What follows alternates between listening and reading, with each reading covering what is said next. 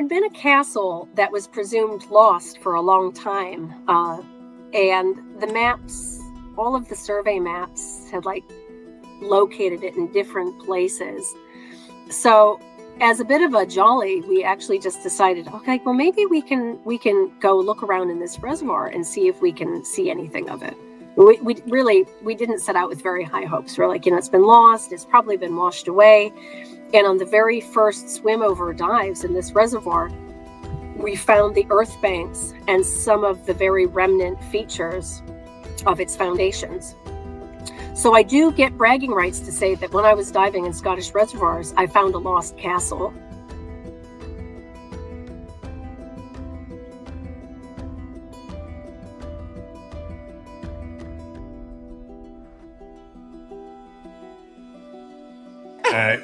Greetings, humans. I'm here with Emily Stammitti. She is a public archaeology specialist who believes the past should belong to everyone, not just academics. She works at the intersection of heritage, community, and social impact, designing projects that turn archaeology into something people can see, feel, and take part in, which I think is super fun. She has a degree in underwater archaeology, which is so cool, from the University of Edinburgh, which is one of my favorite cities. She's passionate about inclusive archaeology and is currently the interim director of the Enabled Archaeology Foundation, where she advocates for people with disabilities, which as a social worker, that's an exciting idea for me. I didn't even know that was a thing. So welcome to the multiverse, Emily. How are you today? Yeah, I'm great. So happy to be here, Dave. Thanks for hosting me today.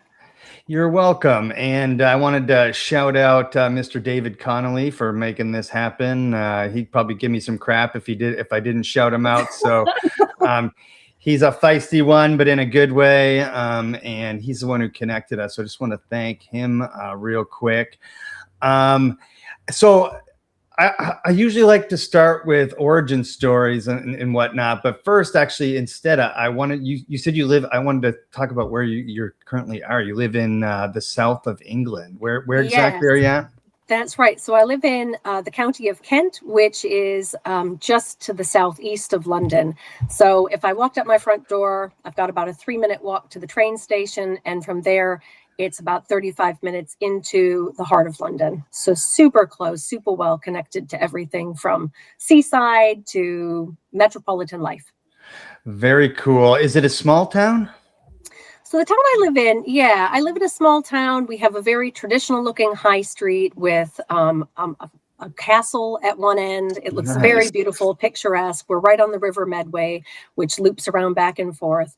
And I think the town is all of about, I might be mistaken, but maybe 35 or 40,000 at the very most. So it's a nice size, really, lots of nice amenities. Everything is within walking distance. So we don't really have an excuse to drive, even though we probably do more than we should. Yeah, that's one of my favorite things about England is there's like modern society built on top of like super old stuff. So you still get like cobblestone streets and castles and things like that everywhere. There's museums that are super old, buildings that are super old. So, but you sound American to me, kind of. I am, yes. So I was born and raised in the American Midwest. I'm from a little town of Lorain, Ohio, which is just outside of Cleveland. Grew up on the Great Lakes. So big lifestyle difference between Lorain and Kent, but still great people, both sides of the Frog Pond, which is nice.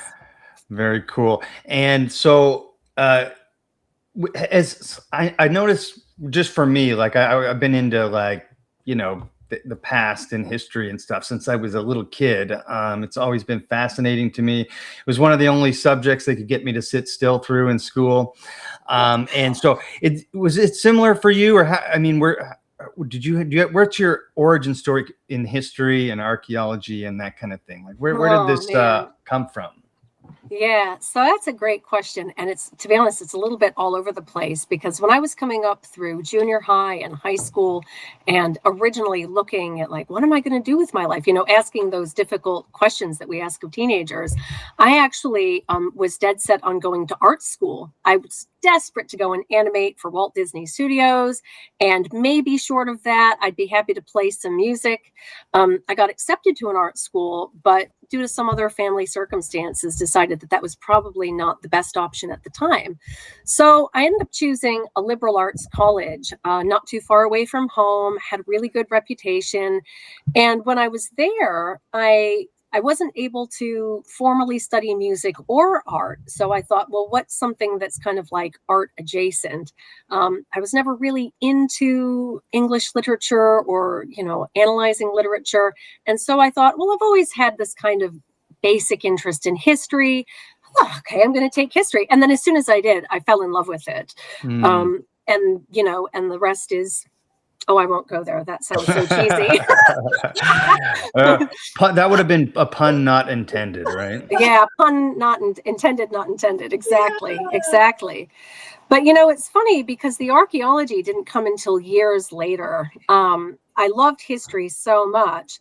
And while I was studying history, American colleges and universities required you have this really broad range of studies. And as part of that broad range of studies, which I'm still paying off for my student loans, by the way, I had to take a certain number of phys ed classes, right? So I ended up electing into scuba diving. So I took scuba diving and then I started going out diving, every weekend, every couple of weekends, as often as I could and as often as the weather would permit, because Northern Ohio weather is no joke in the winter. So by the time I finished my degree in Ohio, I was like, right, well, these two things that I love the most basically are history and scuba diving. How in the world can I marry those together? That just seems impossible. And, that was still pretty early days of internet. And so learning about underwater archaeology was still, a few years off. So traveled around the US a little bit, ended up making my way out to California, where the whole world seemed a bit bluer and brighter and cleaner. And while I was there, I ended up taking some volunteer opportunities and some work at the Monterey Bay Aquarium. So I was just loving diving and loving the world. And I started a master's degree in policy. And it was during that degree in policy that I started going, okay, so I know that I'm really passionate about making a change rather than talking about change or talking about the past. I want to try to find a way of using this to put it to some good for people. And that's something that the Monterey Bay Aquarium was really good at, that they would have these training sessions for staff, that they would say, like, it's great to talk to people about the fish in the aquarium or about the ocean, but you have to kind of make it relevant to their lives. Why should they actually care, rather than, oh, that was an interesting fun fact. So when I stepped back from all of that, I went, okay, now I've got my compass. Now I feel like I've got my trajectory. Now I need to find a way of joining together history and policy and scuba diving, which they like, where do the dots connect? So as I was just living life and keeping in touch with my instructors, one of them said, I think that the answer you're looking for is obvious. Have you ever thought about underwater archaeology? And it was like a light bulb moment. I went, no, I've not ever thought about that. And that was me. Immediately onto Google, searching for programs, found two different universities that I thought would be really cool to study at. One was the University of Flinders in Australia, and the other one was the University of Edinburgh in Scotland. And I won't say that I flipped a coin for it, but I kind of weighed up the options and I thought, oh, Flinders, that'll be really warm and beautiful. Or I could go to Scotland, where I'm going to be cold most of the time. And I thought, oh, hell, let's just go with Scotland. Well, you're from Ohio, so it's like being from home. You mentioned wanting to be a Disney animator. I love Disney. I've always loved Disney movies. There's a lot of history in Disney movies, right? So I wonder if that was part of it for you, sparking the interest in history. That could well be. I always loved reading fairy tales. Even when I was a kid, I would just devour fairy tales. When I was a child, I had books and books and books of fairy tales and nursery rhymes, and I just adored it all. But I think when I was desperate to animate, I took a lot of, it sounds all really strange now because times have changed so much, but at the time I Right. took a lot of heart and a lot of inspiration from Walt Disney himself, because he always said that the reason he set up these animation studios, the reason he started, like the Walt Disney World and the theme parks, was to help inspire people and to inspire a new generation. And so I remember always saying to my mom and dad when I was little, like, oh, can you imagine how cool those animators must be? They're sitting back and drawing all day, but what they're really doing is making an impact, even though they can't be seen. Their work kind of like Mm. inspires on its own without them. So I think even from a young age, I was quite, without knowing those words or using that phrasing, I think I was quite civically minded and just thought, yeah, I want to try to make a difference in people's lives. And I think that would make me feel good about my career options. Hmm. And is that why you we're trying to get into policy? Yeah, so when I went in to study policy, I studied cultural heritage management. So Mm. I was looking at issues around the environment and issues around cultural resources, coastal resources as well. And I just thought, so many people value these spaces. And I've seen firsthand the power that they have to bring people together, even though I know that now politically they can sometimes divide people. But they're also really powerful tools to bring people together. So, how can we use policy and how can we solve problems using these heritage assets, these historic places, these natural spaces to improve people's lives, whether that's on a global scale or a local scale? How can we lever this to actually help people in their day-to-day lives? And can Mm. we? The question is, can we? Mm. Wow. What kind of like places are you, like in heritage places, are you talking about, or that you worked in or with in regards to that? And how do they divide people now? How does that work Well, without I getting mean, too politicky? yeah. No. Politics, I chuck it in the bucket. Yeah, same. So yeah, I try anyway. I try. So, I mean, when I was growing up on the Great Lakes, we had this great monument on the lakes. It was the Lake Erie. It was our Lorraine City Lighthouse, this like beautiful Mm. white massive house on the lake, which was just stunning. And by like the mid to late 80s and 90s, it had really started to fall apart, and there was talk for a couple of years about, oh, we're going to have to go out and demolish that lighthouse because it Ah. just doesn't, it's not looking very good. And through lots of different networks and circles that, I was a kid, I wasn't involved in it, but I saw people around the community start to come together to go, no, we want to preserve this. This is really special to all of us. This has been, this was the beacon of hope that brought my immigrant grandparents here to work on the ships. And this is why, this is the symbol of our town. And so the town I grew up in at the time was quite, there was a lot of crime. There was a lot of violent crime. All of the industry was moving out of that area, leaving a lot of people in poverty and a lot of people born into those cycles of poverty that we know about. And so, despite the crime, despite the poverty, despite all of these things that could have divided people and made those sparks fly and make the differences seem even bigger than they were, here was this lighthouse, which literally became a beacon of hope in the community. And Hmm. suddenly you saw people from across political lines, from across racial lines, from across socioeconomic lines come together to restore this lighthouse over a several year period. And it's still there, and it's still beautiful, and it's still the symbol of this town. And I think it's more than just a symbol of the town, it's a symbol of what heritage can do to actually bring people together. And so that was my first eye opener into what that type of local historic asset could do for people. What if history isn't linear?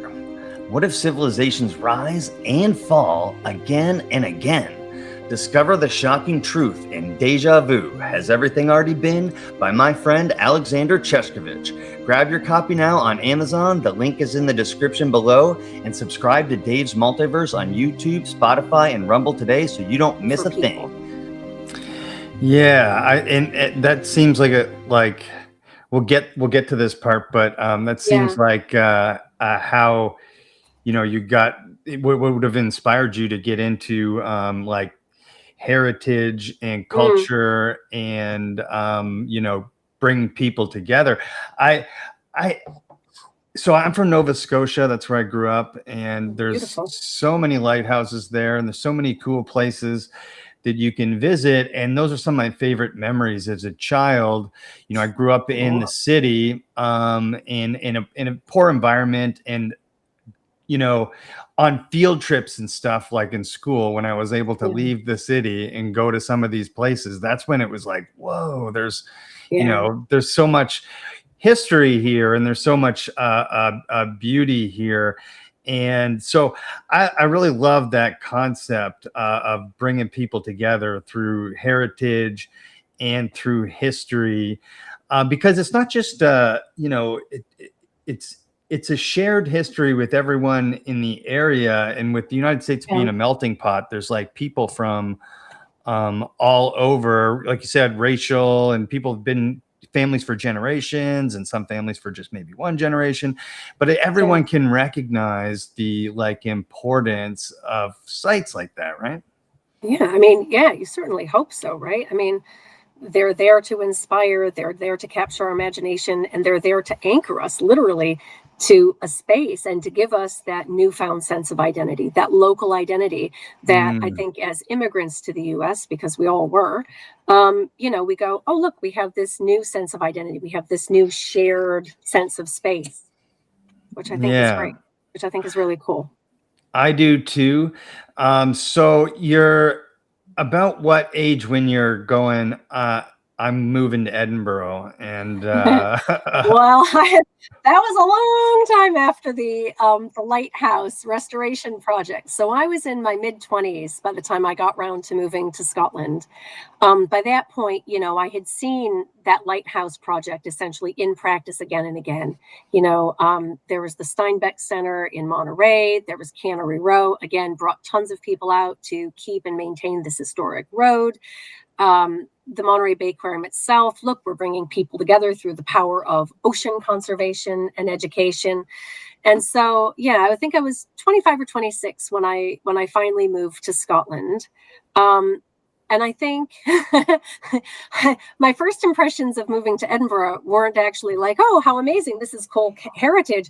My first thoughts were, oh my God, this has just gotten real. I don't know if I'm going to be able to hack it in this place. I remember sitting outside of the main registrar's office with my head in my hands, just looking up at this beautiful city, this portrait and this amazing architecture, and going, okay, from where I've come from, my like twiddly, crime-ridden, you know, kind of lower socioeconomic class area, to this place where I feel like I'm surrounded by the great of the good.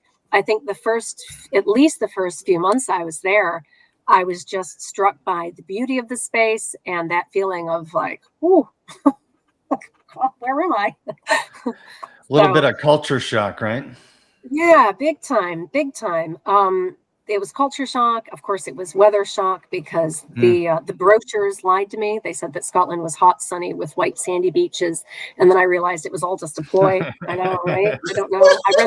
I read the wrong brochures, clearly. Oh my goodness. But pretty soon I found my way in Scotland as well. You know, you link up with the right people, you rely on your professors and lecturers, and they have a tendency to steer you in the right direction.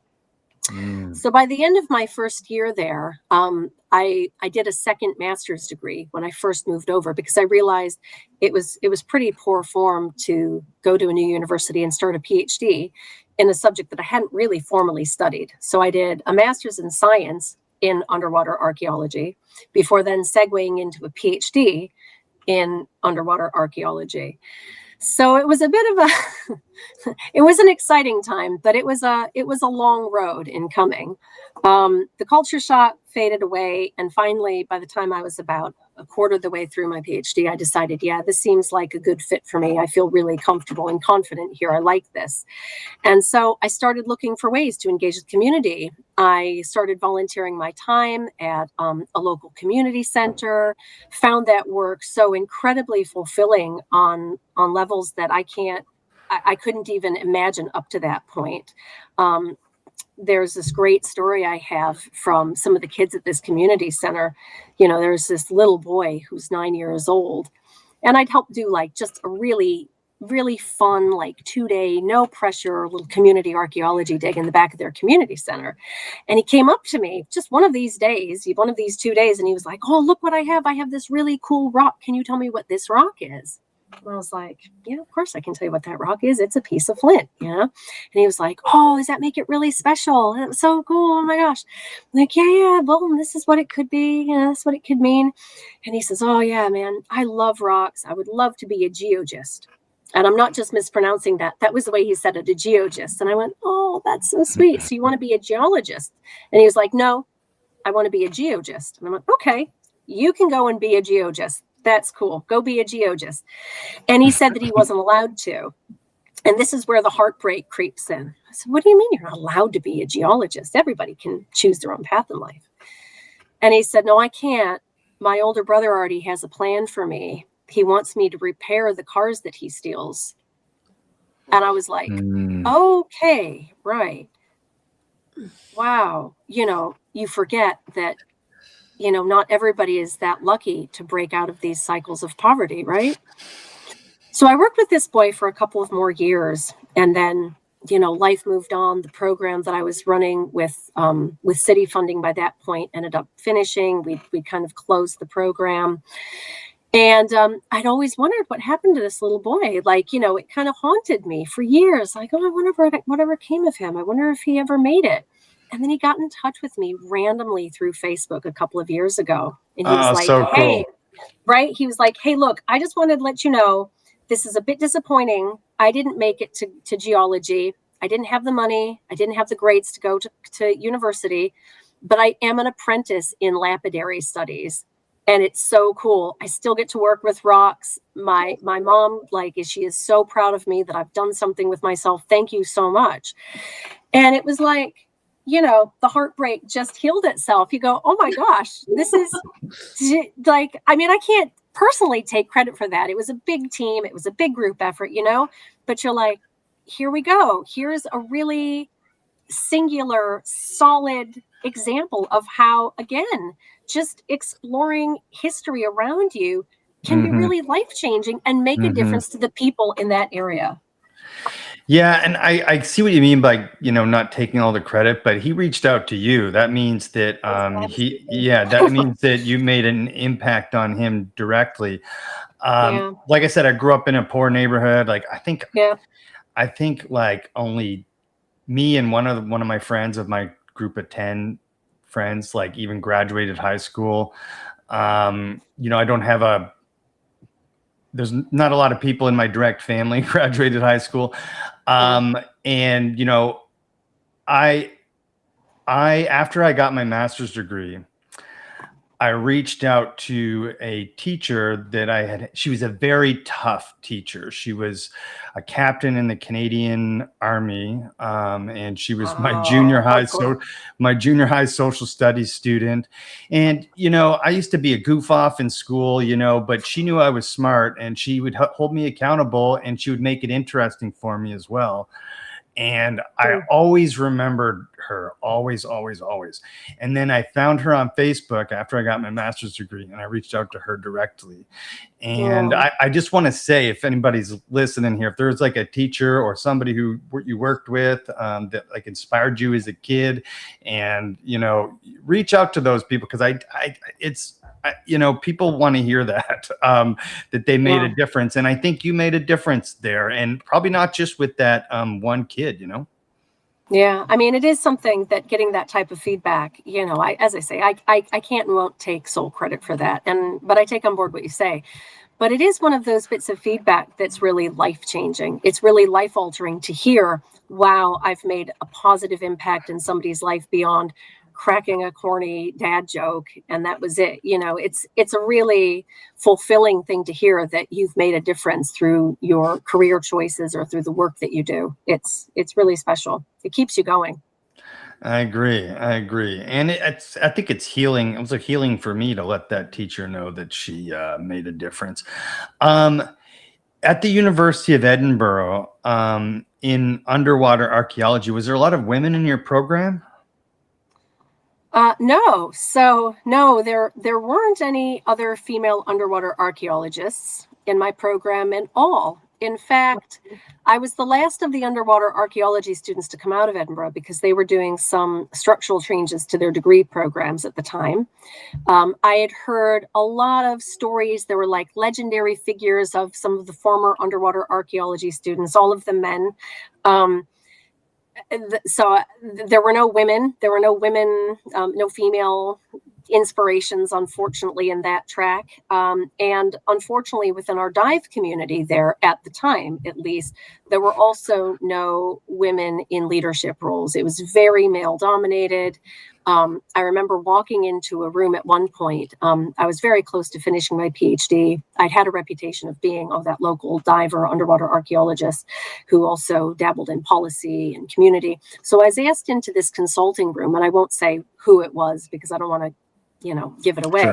Sure. But I was asked into this consulting room with literally about a dozen figures of, like the great and the good local movers and shakers of that industry.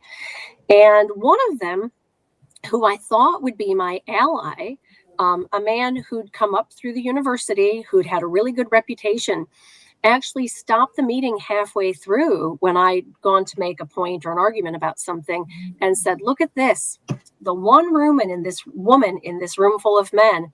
Why does she think she even has a place in here? We know that women are inferior divers. We know that this is not the place for them. I don't even understand why she's in the room.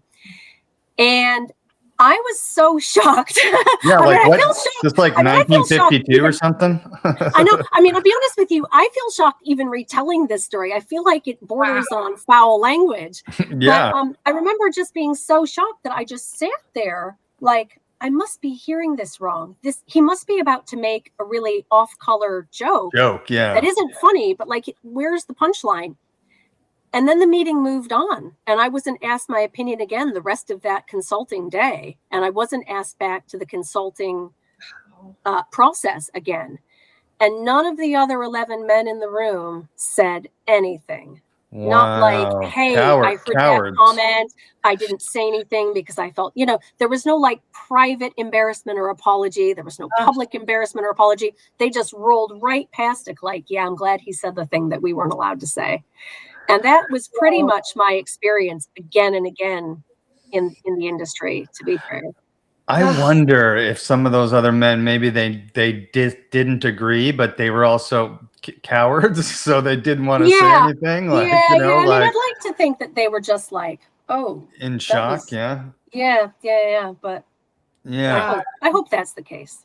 So, well, I mean, did this guy have a lot of pull in the program, or like was he like no? Thankfully, he had no. Thankfully, he had nothing to do with the degree program. He had graduated previously, and it was just one of these names that I'd heard about, like, oh, you should go to so and so for some advice, or oh, you might go to so and so for a job.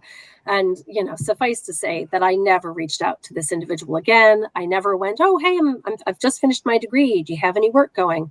I just scratched it off the list and thought, okay, well, I've had to pull myself up by my own bootstraps this far in life. I'm not going to, hope to rely on familiarity, not even favors, but clearly there won't be any. If anything, they'll probably chuck my CV out the window before they even look at it.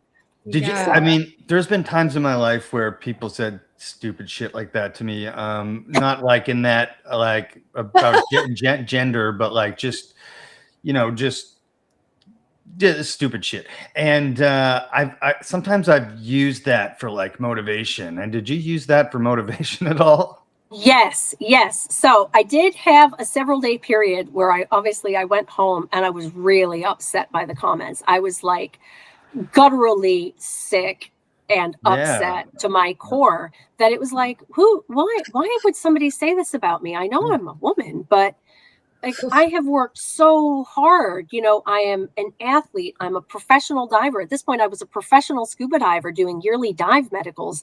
I am weeks away from finishing a doctorate. This is now 4 degrees I'm going to have to my name. What's up with this guy, right? Not that I was trying to be arrogant about it, but in my head I was going, where have I gone wrong? Where have I gone wrong? And, within a couple of weeks, I just kind of had to have a word with myself and go, you haven't gone wrong. this isn't a you problem. This is Mm-mm. a him problem. And this is actually a woman problem. This is a problem that women are facing, that society is facing. So I started looking at statistics and stuff, and I was like, oh, okay. Out of all of the postgraduate students in archaeology in Britain at the time, so this is an North American stats, in Britain, 90% of all postgraduate and postdoctoral students in archaeology were women. Okay. Yeah, right. Okay, now wait.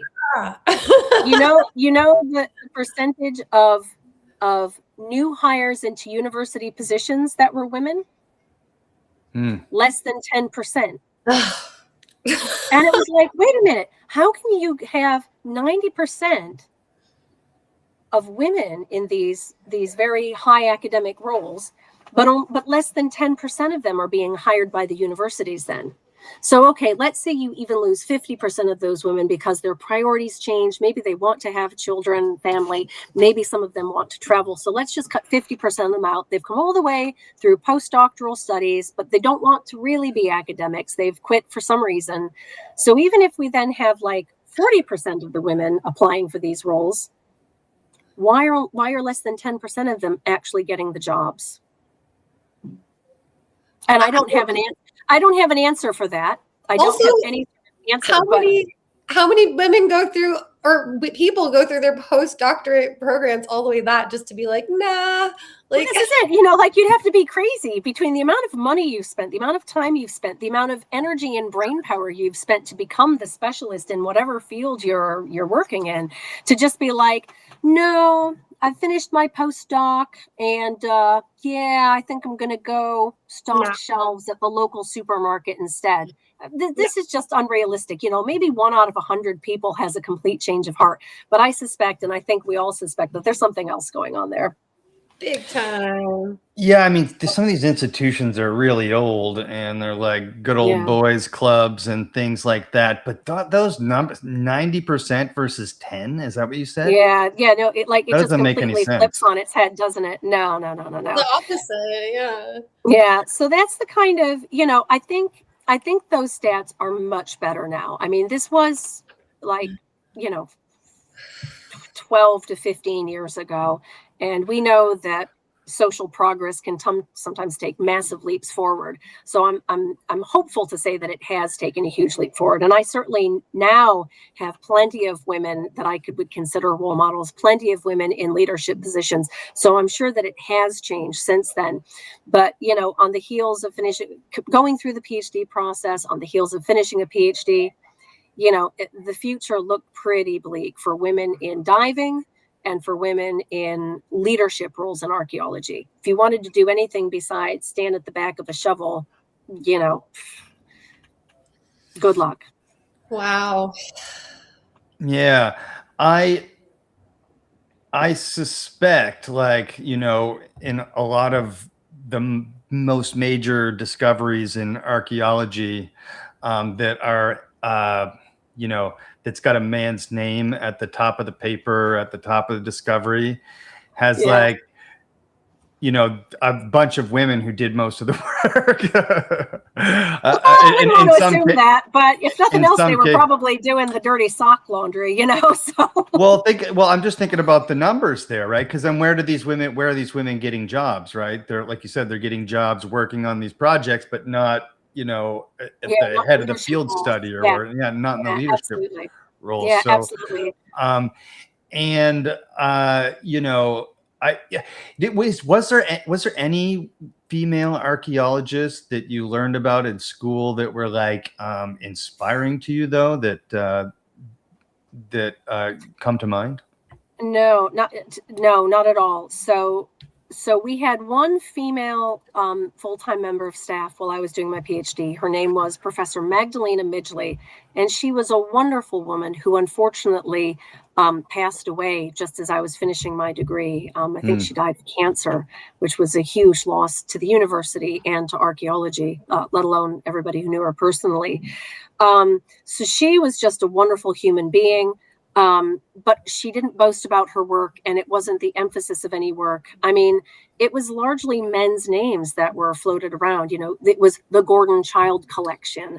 It was largely the male members of staff or the male graduates that people talked about. Oh, have you seen what insert male name has gone on to do? Isn't that incredible? Oh, have you seen the register of students, PhD students who are off to study in Turkey with Professor so-and-so this summer? Oh, it's all male students. So it was really a barren landscape for women, really. And it's funny to say it now, but at the time, I don't think I clocked it as much as I do now in hindsight. At the time I was just like, oh, okay, this is just a bunch of people doing archaeology.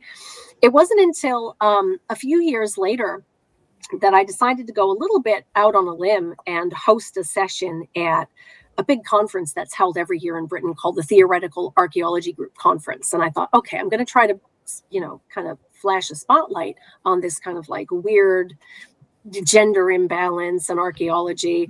And I looped lots of things together. So I did women, people with disabilities, and other minorities, and the kind of lack of representation in archaeology.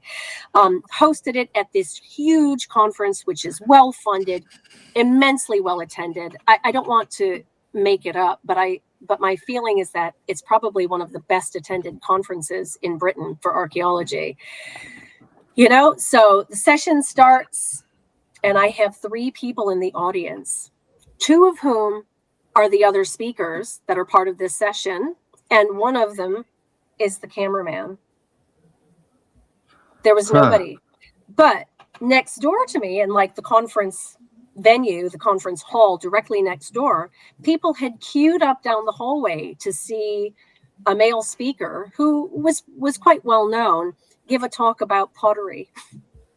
And I thought, I wish I had been able to capture a photo of his lecture hall and our lecture hall, because it was you almost don't even need to give a lecture at that point. The image would have made the point for us.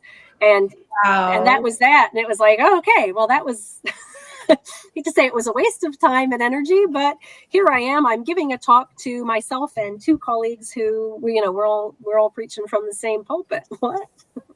Wow. I always think of the United Kingdom as more socially progressive. Am I wrong there? Than where we live here in the United States? I live in Georgia now. Oh, wow. Well, so I don't know. I mean, there are certainly pockets of progressive thinking in Britain. And as I say, again, that was 12 years ago. So things do change. It's not that long ago, though. It's I know. It's not that long ago. I don't really have an answer, in some ways it's really progressive socially. In some ways it's progressive. There are certain legal protections. But legal protection doesn't necessarily change paradigms and change people's way of thinking. It just provides a legal protection, doesn't it? I've been really lucky in the last few years of my career and life to find pockets of people, pockets of professionals who are genuinely progressive thinkers, where there isn't that kind of weird gender imbalance. But I suspect it's still out there. I suspect it's still rampant across all different sectors. All we have to do is probably scratch the surface and find them. Yeah, that bums me out a little bit. The 90-10 thing kind of blew me away because I know there's women working in archaeology, but they're apparently not getting the credit, or they're not getting the academic leadership jobs, is like you said. Yeah, right? yeah. This was a big problem as well in the commercial sector, and I don't know the stats, but there have been studies of the last kind of 15 years as well, where there are more women field staff members, so diggers, than there are men. This is huge. For the first time in ages, there are more women populating those jobs than men. And yet, as you go up the ranks in those companies, again, proportionately, the number of women just shrinks down, so that across the board, you see very few women in management or leadership or directorial roles, whereas the whole bottom of the pyramid, is, 78% women, and then suddenly you get to the top and it's still populated by men. And I will just say again, I consider myself really lucky that in my current company, the directors are split right down the middle, half men, half women. Okay. And I'm a manager there. So you're like, woohoo, I've made it. So now it's my job to, keep that ladder down and keep smashing the glass for other women, so it doesn't close up on them again. But it's not an easy way ahead. Do you feel like a sense of sort of responsibility for paving this way, or even a sense of pride of how you've done that already? Because I'm proud of you. Well, me Thanks, too. Dave. That's sweet. I don't feel a sense of pride in myself, to be honest. I feel like I was lucky.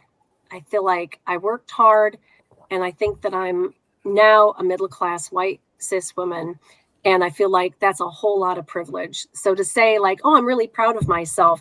Yeah, there are aspects of the work that I've done that I'm proud of. I'm proud of the fact that the work I choose to focus on is in making a difference for other people, for amplifying people's voices who don't always, who are not always able to come to the center of that table. But I don't feel an inflated sense of like pride or ego, like, wow, I'm great, I'm number one. Not at all. Not at all. I take my position really seriously. If you know me, I take myself very seriously. I never laugh at all. No, I'm just joking. No, I always laugh at myself, probably to my detriment. I can't take myself seriously at all half the time. But I do take my current position seriously, in that I have been lucky enough, I have been fortunate enough, I have been privileged enough to make it where I am.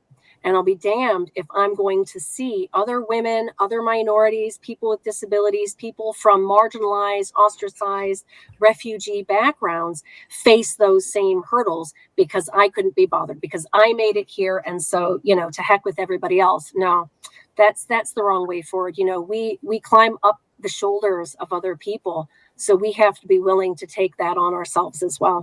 So I hope that over the rest of my hopefully long career, if my kids don't do me in, that I can see a wide range of people from all different excluded backgrounds feel like they have made it. Whatever that means to them, I want them to go, I've made it. We'll love it. And I wanted to, we'll get into the inclusive archaeology and the enabled archaeology foundation, all that. But I wanted to ask you about your diving career, and because underwater archaeology to me is like one of the most important areas of archaeology, because it's difficult, but also because we don't live on a static planet, and humans have been around a while, and the coast has changed a lot over the last several thousand years. There's so much to be discovered under there, under the ocean off the coast. We talked to what was his name, Megan? Michael. Yeah, he does underwater. His name's Michael Donnellan. He studies off the coast of Cadiz in Spain. Oh, cool. He thinks he found Atlantis there. But that's another story altogether. But note to self: watch that episode. yeah, it's a 4-hour one though. But he's a fun guy. He's a really cool guy. But what kind of sites and dives and stuff did you do, and projects that you worked on, as far as directly hands-on diving and looking all for right stuff? Yeah, okay, so I'm just going to put my hands up and say that all of the classy bits about making a difference and policy and women, all of that classiness ends now.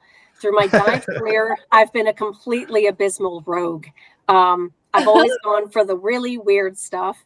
So when I was in California, I don't even know if that really counts as part of my dive career, although I suppose it was. That was diving around conservation, invasive species monitoring, and working in the water to teach, that is to say, herd children in the water. So that was really exciting. But then when I moved to Britain and I started doing diving more seriously as part of my research, I chose to focus on slightly less glamorous exploration. So I went from the big blue to the deep brown. And that's to say, I started diving in Scottish reservoirs, because Scottish reservoirs, of course, because they're on rivers, there's a lot of archaeology along river courses, because that's where people have tended to settle over time.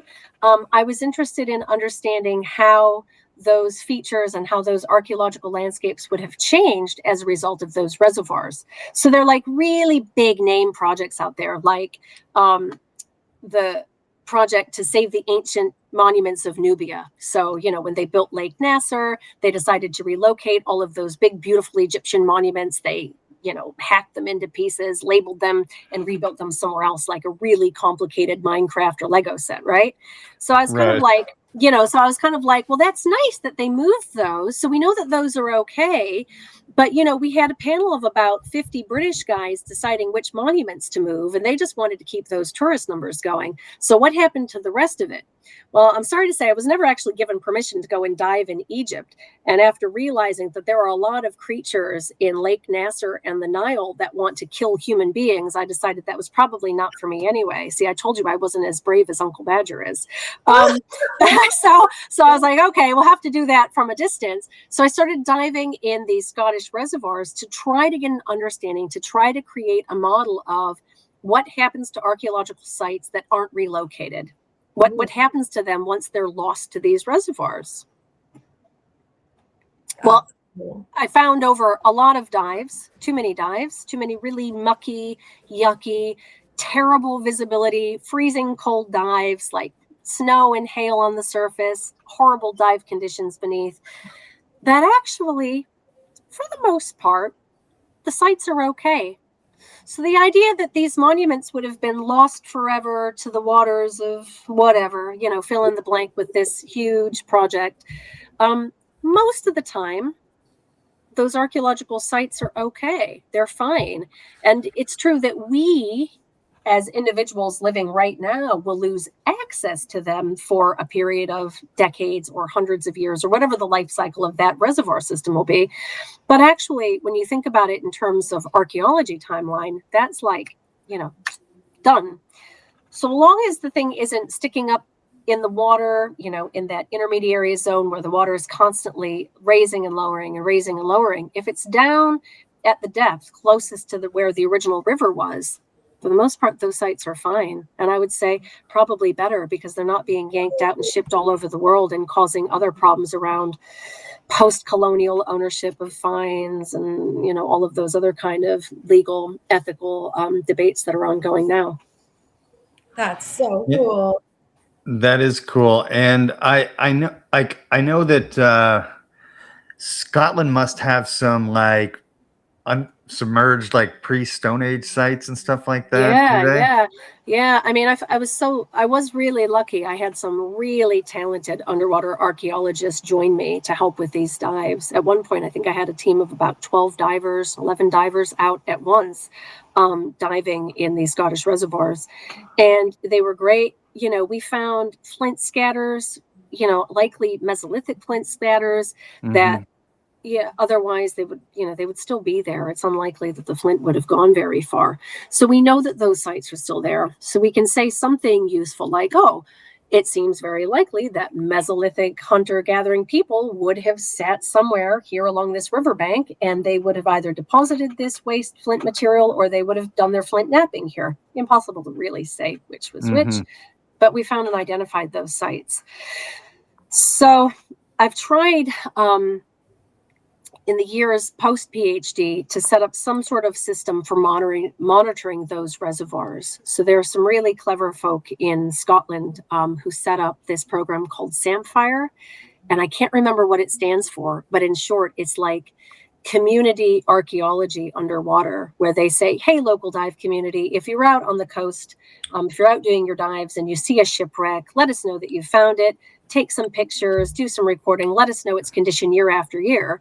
And so I thought, okay, this is a great plan. Let's do the same with these reservoirs so we can see, is that Mesolithic flint scatter still there? Has it shifted 50 meters downstream? If so, this is a problem.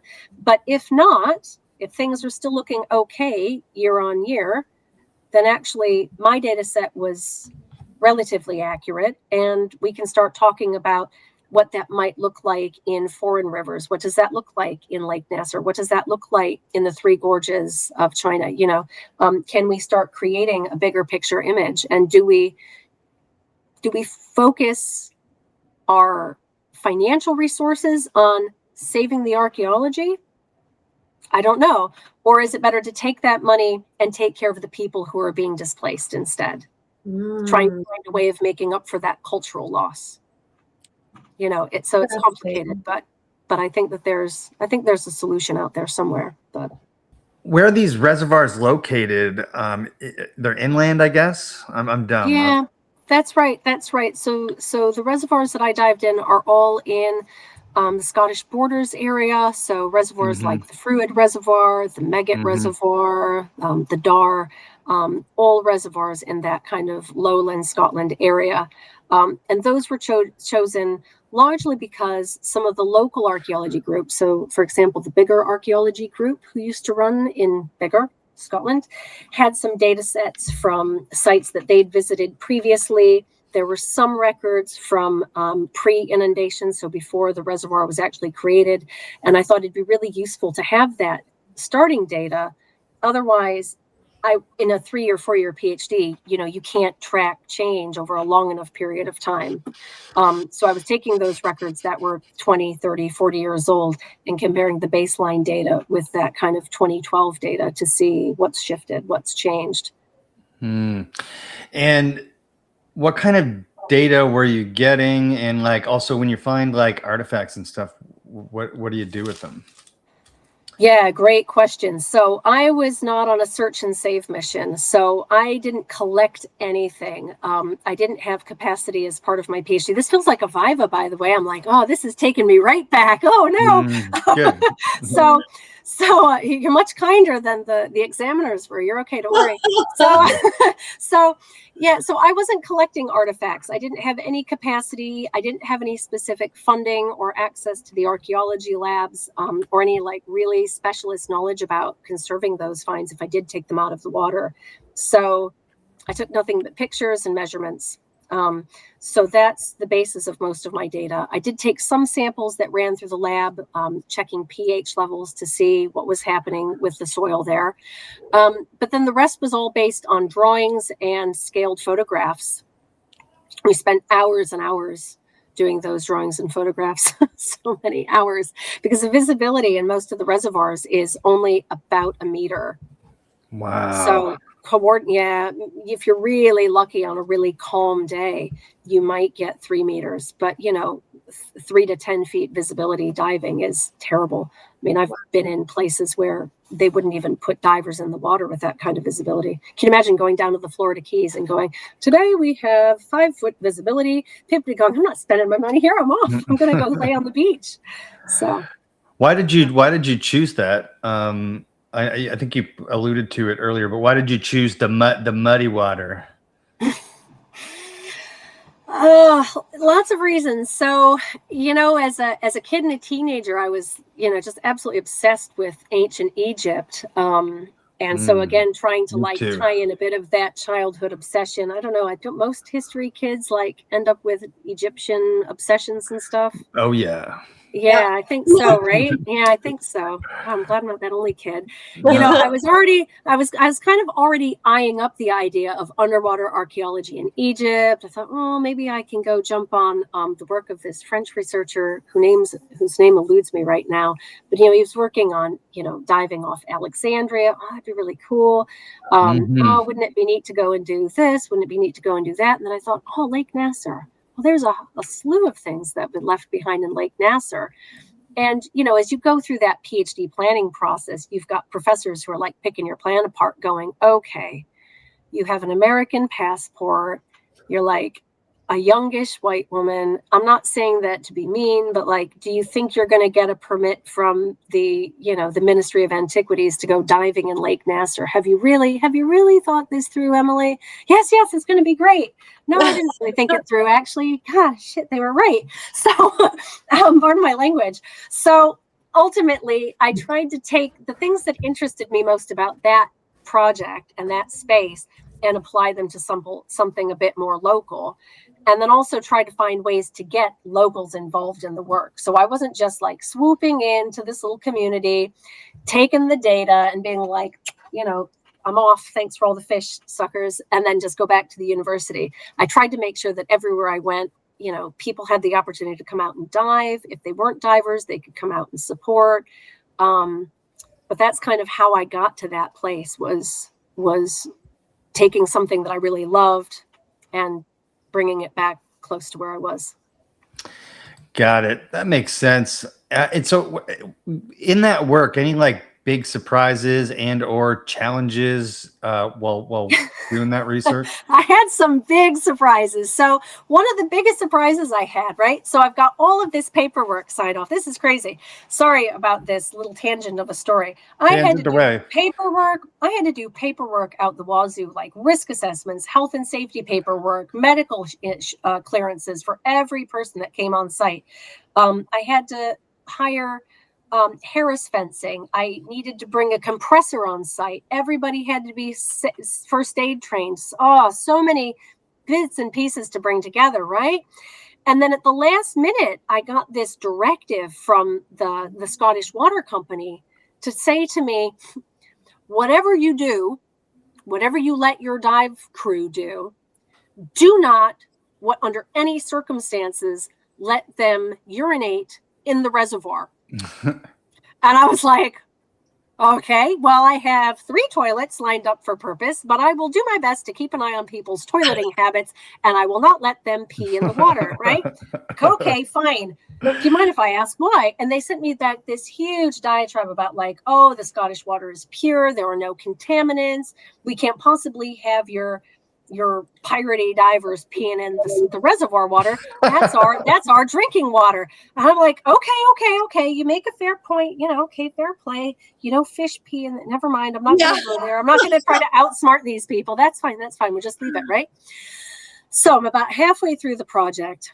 And so far, the divers have been really well behaved. They've been using the mock-up, like the somebody was peeing. There's always a peer, I'm telling you right now. There's a peer in every pool. Okay. This lovely Spanish guy, I walk out and he's got his dry suit all the way down around his knees and he's peeing in the reservoir. And I'm like, whoa, you can't be peeing in the reservoir. No, they'll pull my permit. I'm gonna get thrown in jail.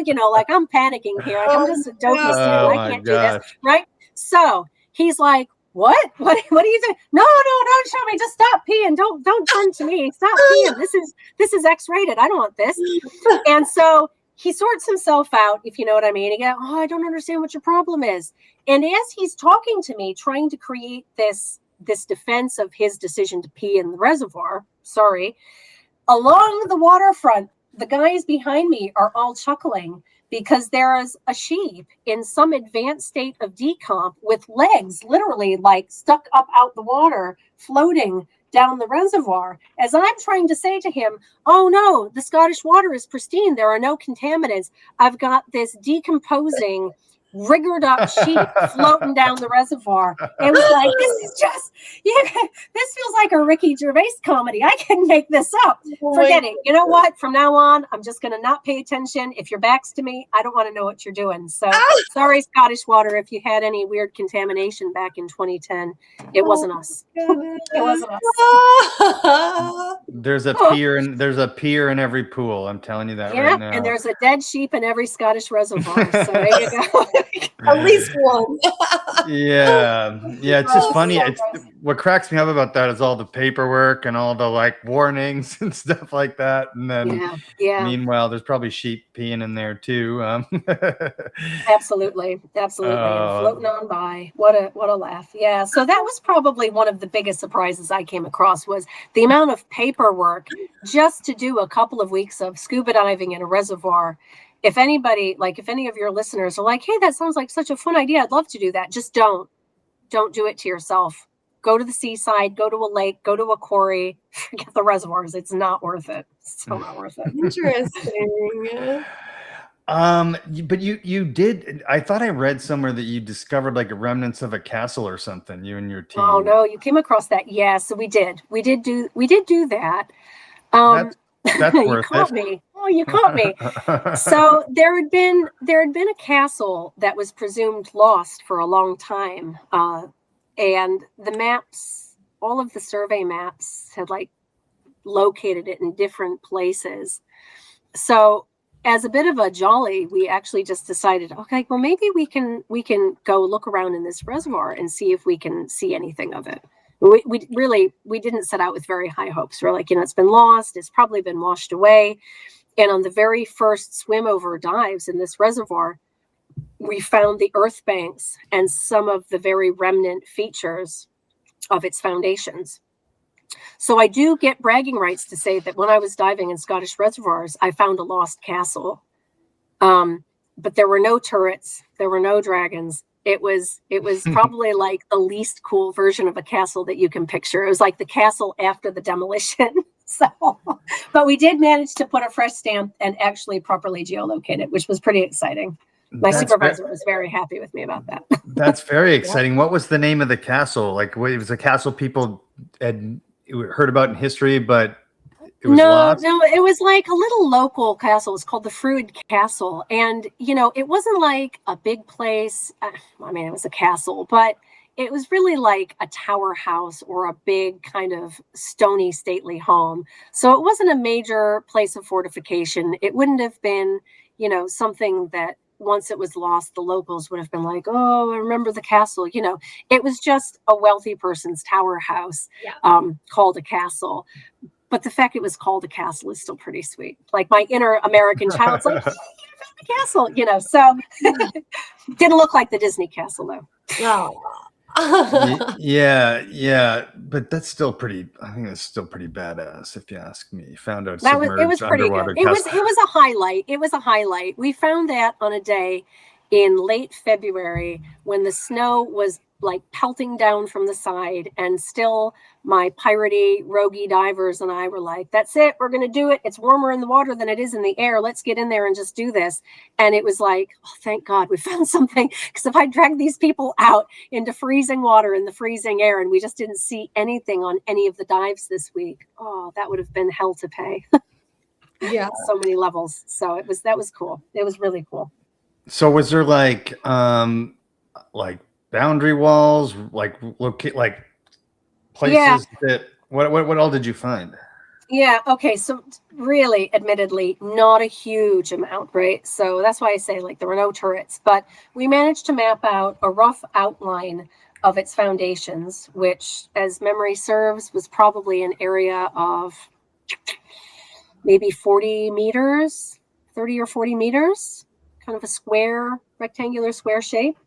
And then a couple of meters away from that, we found, the remnants of an embankment and a ditch. So we're like, oh, look, the moat is still visible too underwater. You can actually just glide over it. There you go. So it was enough to make a firm identification. We got photos at the time, which was pretty cool. The photos in kind of post-project weren't great because the visibility was really poor. There wasn't a lot of natural light on that day because of the snow and the weather and everything. But when I took my surveys and my data back to my supervisor, he was like, okay, this is really great. This is the right dimensions. This is the right rough location. So yeah, well done. You've put your stamp on archaeology. Congratulations. Now, of course, the task is to go back. My goal is to go back in about 5 years to survey it again to see if anything about its measurements have shifted. So, if the walls previously were a meter wide, for example, are they still a meter wide and in the same places, or have they eroded away that now they're only 80 centimeters or 70 centimeters? And I think that'll be really telling, because if it is falling apart or eroding away, then the next question will be, should we do something and what can we do? And it was what century? 11th, 12th century? What are we talking here, this castle? Oh, gosh, it was much later than that. I'm sorry. It was like 15th, 16th century. That's still pretty cool, though. That's practically a modern shopping mall, Dave. Come on. That's still pretty cool. No, it was good. I wish I discovered a Scottish castle. Come to Scotland. Come dive with me. We'll find some cool stuff. It's cool. We won't find Nessie, but we'll find something else. Find something else fun. I did that, though. I didn't find her, but when I went there, I think 2022, 2023, we got an Airbnb. No, it wasn't an Airbnb. It was like a beautiful little boutique hotel my wife and I stayed on right on the Loch Ness. Oh, and so one of the guys who worked there, there was these two dudes from like Poland or something that were like the I don't know what you want to call them. They worked there. They were like Okay, they weren't servers monster there. hunters. They weren't monster hunters. No, but the guy brought his own, because I've had forgot my binoculars, and this was a boyhood dream of mine to look for Nessie. So he brought his own binoculars, and I spent. My wife was getting super annoyed with me, but I spent a good 5 hours over the course of 3 days just with binoculars looking for Nessie. I just had to. Okay, guys. Oh. Did you spot anything even remotely suspicious? No.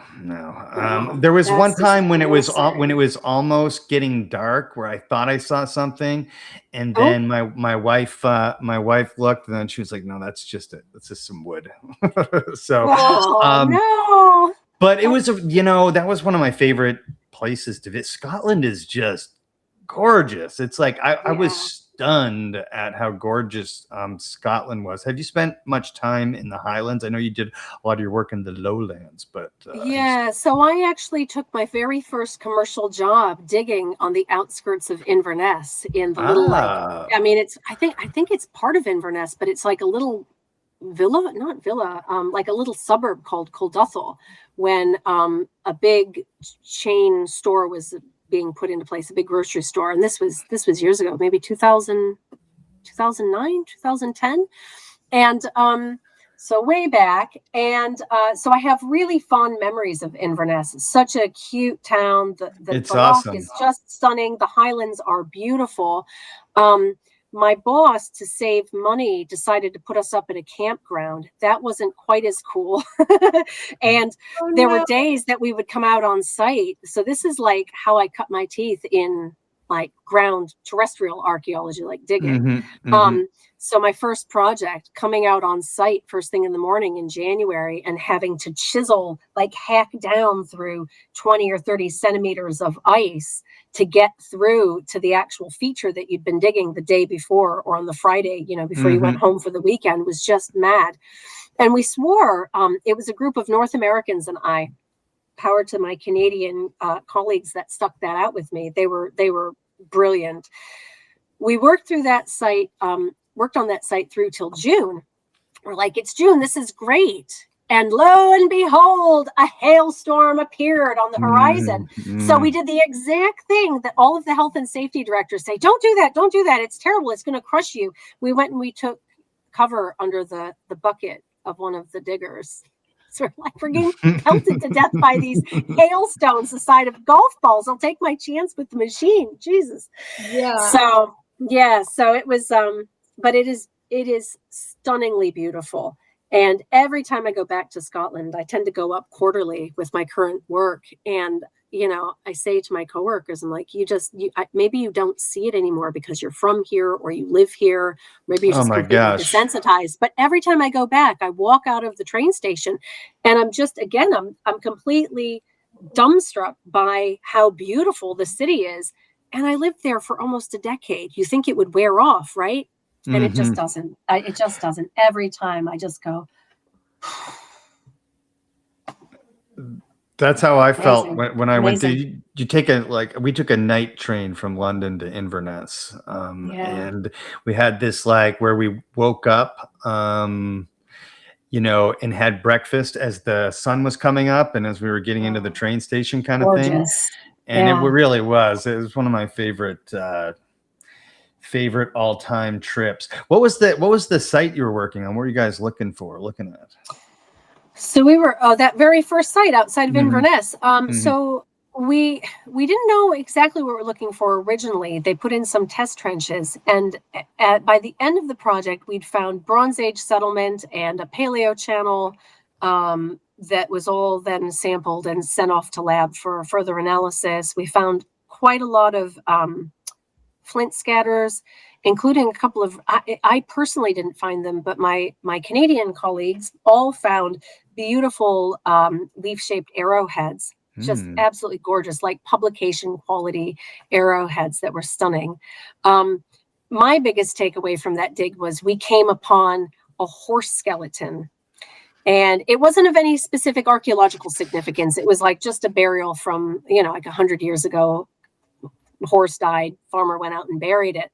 And I was like, ooh, we have this strangely shaped, very large bay window in my flat back in Edinburgh. Do you think we could relocate this? If this is like, could this be shifted somehow? Could we put this up in the room?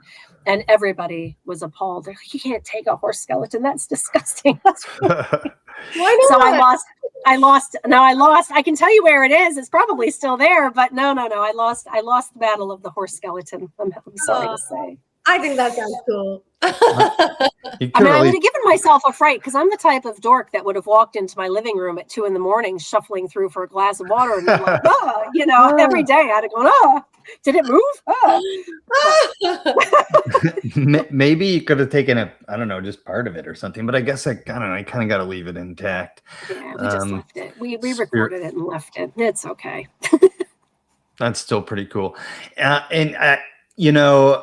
You mentioned cutting your teeth. Every archaeologist has to, go through the shovel phase, right? Yeah, absolutely. I don't know too many archaeologists, even in management or directorships or even academics, who at least didn't for a several year period do the hard work out in the field. And if they did, they must be from a different planet or something that I'm not privy to. But everybody has gone and they've dug, and it's hard.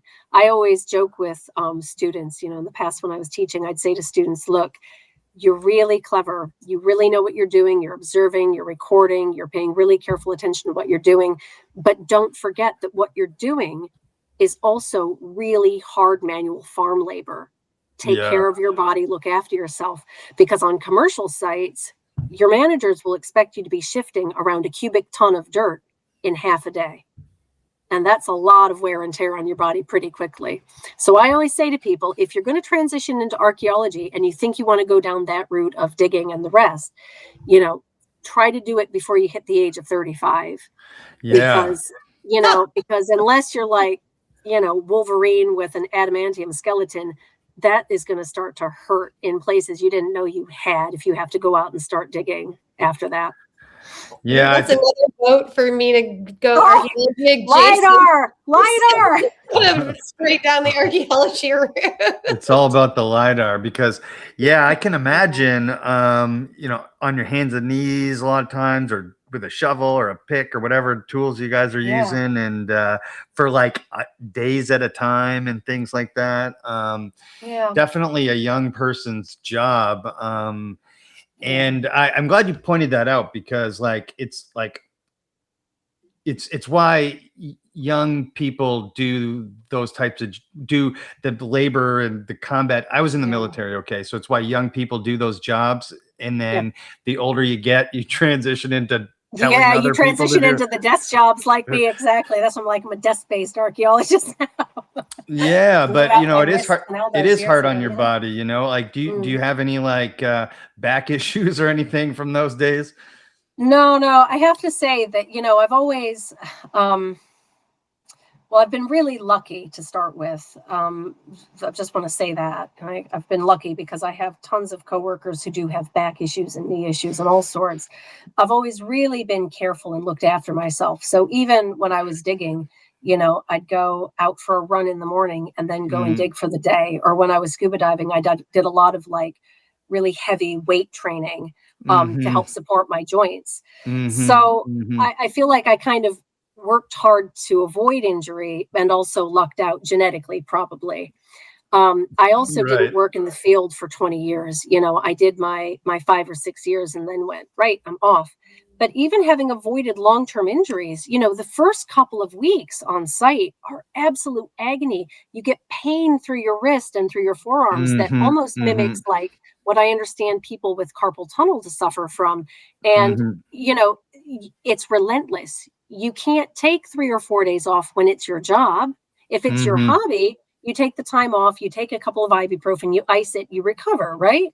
But when it's your job day in and day out and you're being paid to actually just keep doing that thing, it becomes grueling. So I've got so much respect for even the youngest and healthiest members of staff to go out and do the job, because it kicks your butt constantly.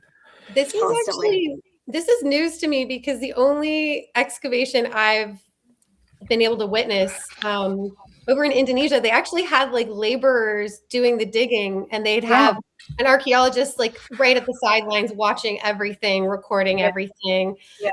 But even just sitting at the sidelines watching somebody else dig all day, like they came in full of energy and excited, and a month of that later, they were looking like they were ready for their own bed. Oh, looking a bit draggle-tailed, aren't they?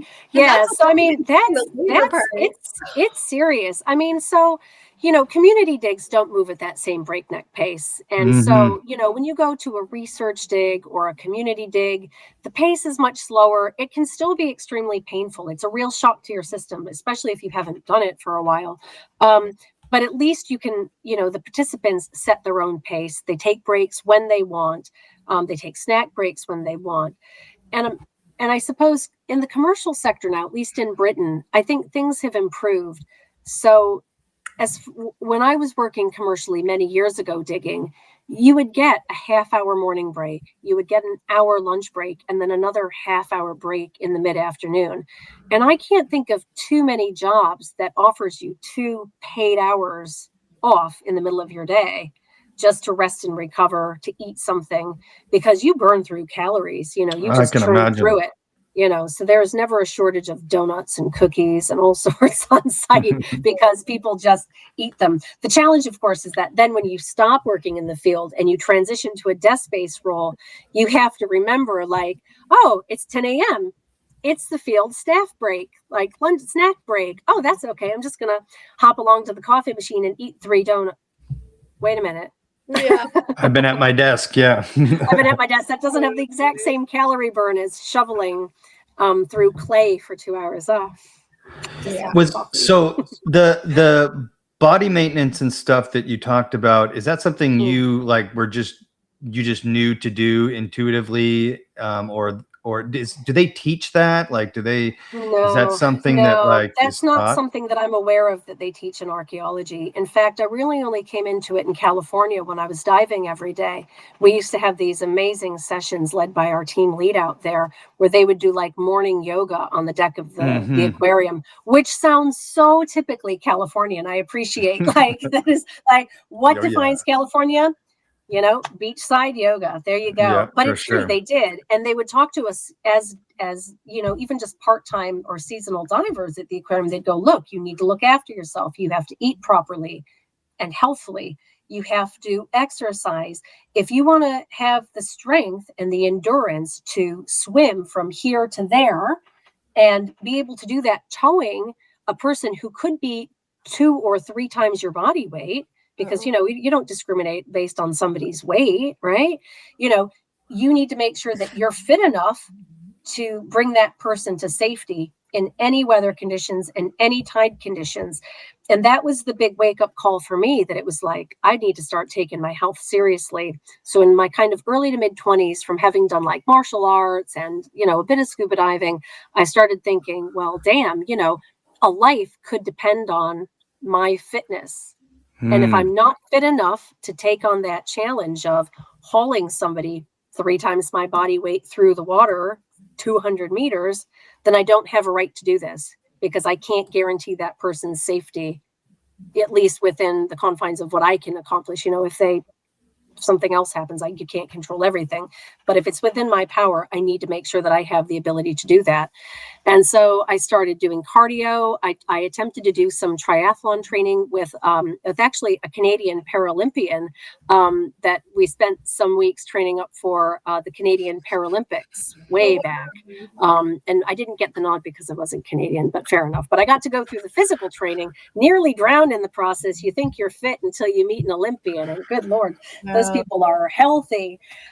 So I've always taken it seriously, and I've always kept on top of my fitness. Even now that I'm desk-based, keeping fit, not just for parenthood, but for life, because, you never know when you're going to jump back into one of those industry roles, and you just never know what the world is going to throw at you. So might as well just maintain what you can as long as you can, right? Yeah, you want to. Well, yeah, that's you want to be mobile when you're older. When if you're hitting your 70s and you can't move, then it's kind of hard to enjoy your life. Yeah, exactly. So you still do strength training and you do Taekwondo as well? Yeah, so I do Taekwondo. You can see a few of Yeah, my belts yeah, up here. yeah, yeah, Yeah, yeah. kind of like hanging about. So I started Taekwondo a few years ago. I did martial arts when I was at uni and in my early 20s, and I What loved kind of it. martial arts then? So originally I did Okinawan Kempo Okay, and very cool. Ryukyu, which I absolutely adored. I did that for 6 years, 5.5 years. Call it 6 years anyway. Absolutely adored it. Had to give it up for a while as I jumped between locations because by the time I found a martial arts school, I realized, oh, I'm going to be moving or I'm going to be overcommitted. So I gave it up for a long time. And then when I had my son about 2.5 years ago, I realized that up to this point, my life has been so career oriented that I'd lost touch with martial arts. I've lost touch not with the fitness side of things, but I needed a new goal and I needed a new reason to stay fit. So I joined a local martial arts club. Am I allowed to say who it is? Is that okay? Sure. Is that Yeah. all right? Yeah. Yeah. Go for So it. now I train with a group locally called Miles Martial Arts, and it's been so minorly life-changing to me. It's given me a local family here in Kent because obviously when you're new to a place, it's so hard to meet people. So I finally feel like I've found my people. They've been so welcoming. And it's given me a goal outside of my work in archaeology to focus on. It's a place just for me. It's meditative. And I just absolutely love it. So I train 2 or 3 times a week with our Taekwondo club. And then I weight train another 2 or 3 days a week on top of that. But never on the same day because I have aged out of double training. Yeah, very cool. I've been into martial arts my whole life, and Oh, wow. What kind? boxing, and then later on in life, Wow. Muay Thai and Jiu-Jitsu. You ever tried Jiu-Jitsu? No, I haven't, but Muay Thai sounds terrifying. It's my favorite one, to be honest. Really? Yeah, but I can't do it anymore. I'd like to get back to doing it, but mentioning back issues, my time in the military and doing martial arts and running and Yeah. things like that, but today I actually had the best workout I've had in years, so I feel Oh, good. Yeah, I'm that's feeling a lot. great. I know. I'm excited. I was like super pumped up about my workout today. And then I found a friend who's gonna start doing pad work with me, boxing. Like hitting pads, and we hold pads Amazing, for each other. amazing. That's my favorite thing. I've got a heavy bag in the garage, but hitting a heavy bag isn't very realistic. It's not No, like not as cathartic. no, and there's a rhythm to hitting pads. It's like a dance, whether you're kicking or punching or whatever, and you get like kind of like a so it's like you're doing a dance, so to speak, with the pad holder, and it's a lot of fun. So we're going to start doing that again. But this isn't about me. This is about you. No, that's really cool. That's really cool. Well, maybe I'll be inspired to try Muay Thai one day. I don't know. Well, yeah, just don't spar because the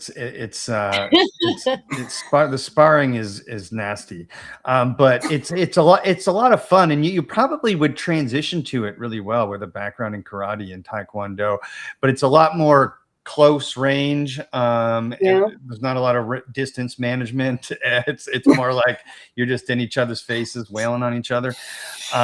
There's footwork involved and stuff, but as far as like, karate's very and taekwondo are about maintaining distance. Did you compete at all?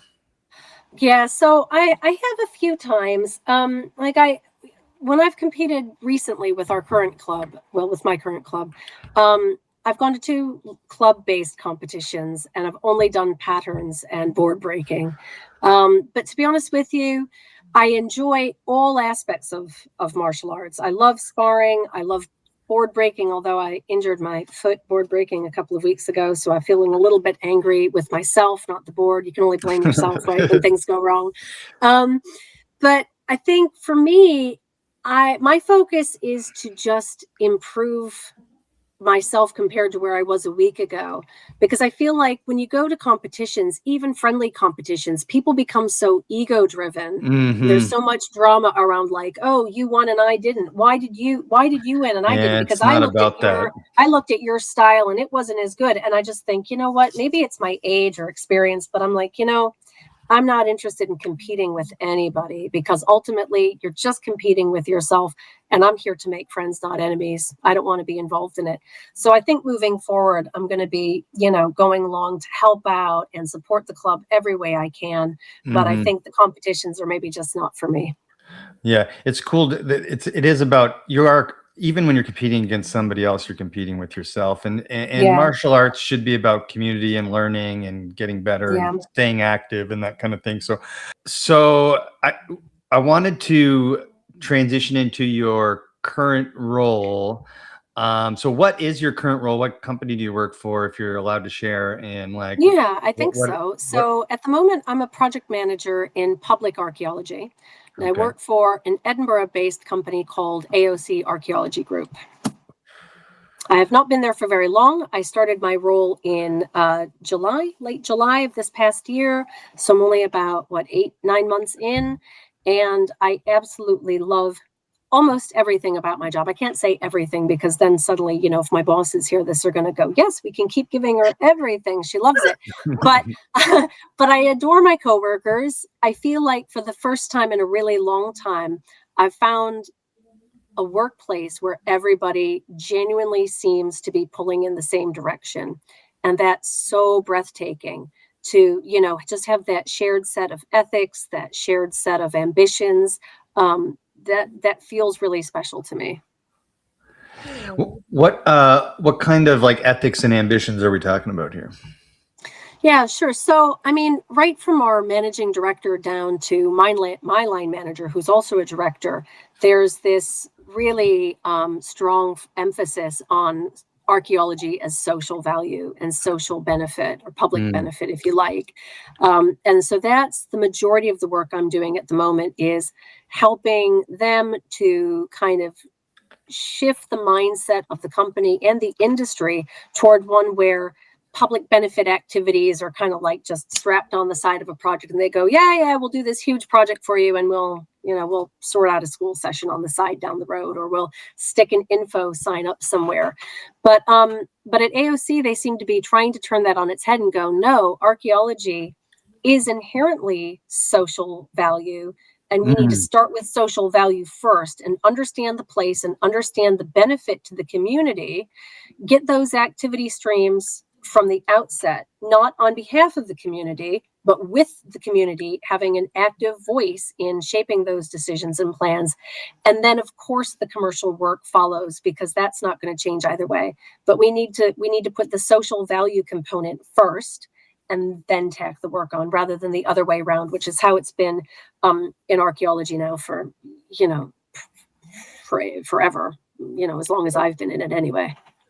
Very cool. And you live, the company's out of Edinburgh, but you work remotely? Yeah, so this is the bit of the awkward part of the conversation. So I took this job with AOC, knowing that I lived in the English Southeast. So, on days when I travel up, I'm traveling for 7 or 8 hours. They've been really flexible and have offered me the opportunity to work remotely. As a family, our intention had been to relocate. Lots of things got tossed in the air at the same time, and they all landed in a way that was really messy. And so my bosses have been just brilliant and gone, look, actually, it's fine.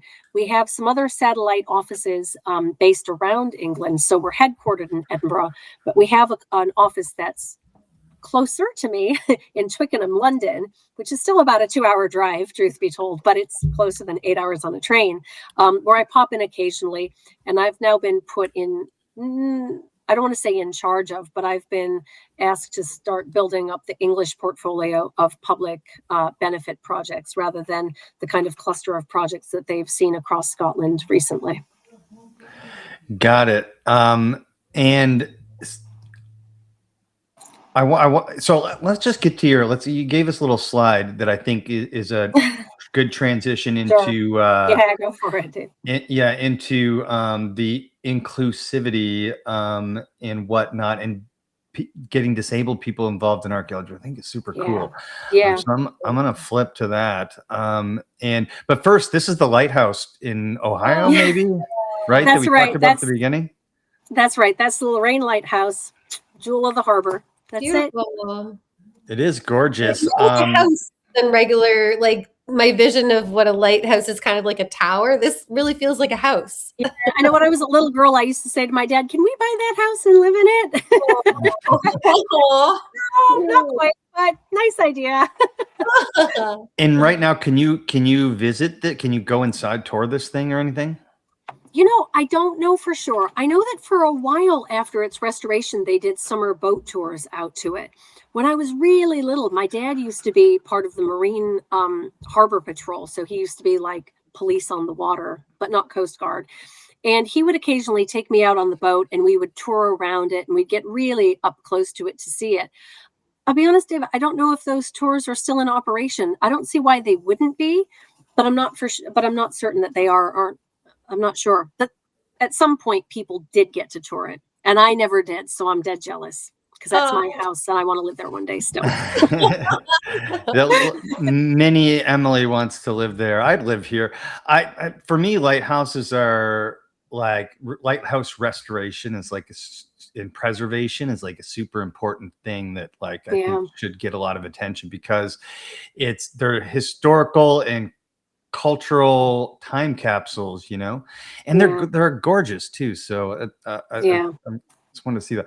And what are we looking at here? Well, this is me trying to get cats to walk in a parade, you see. So here I am working off the deck of the Monterey Bay Aquarium. We were given 3 or sometimes 4 children per professional diver, and so I'm helping corral the children back into a slightly closer location to me so that I don't have to chase after them after you see here. Within seconds of this, by the way, I did grab that child's fins and bring them to safety. They didn't actually drift off into the great beyond.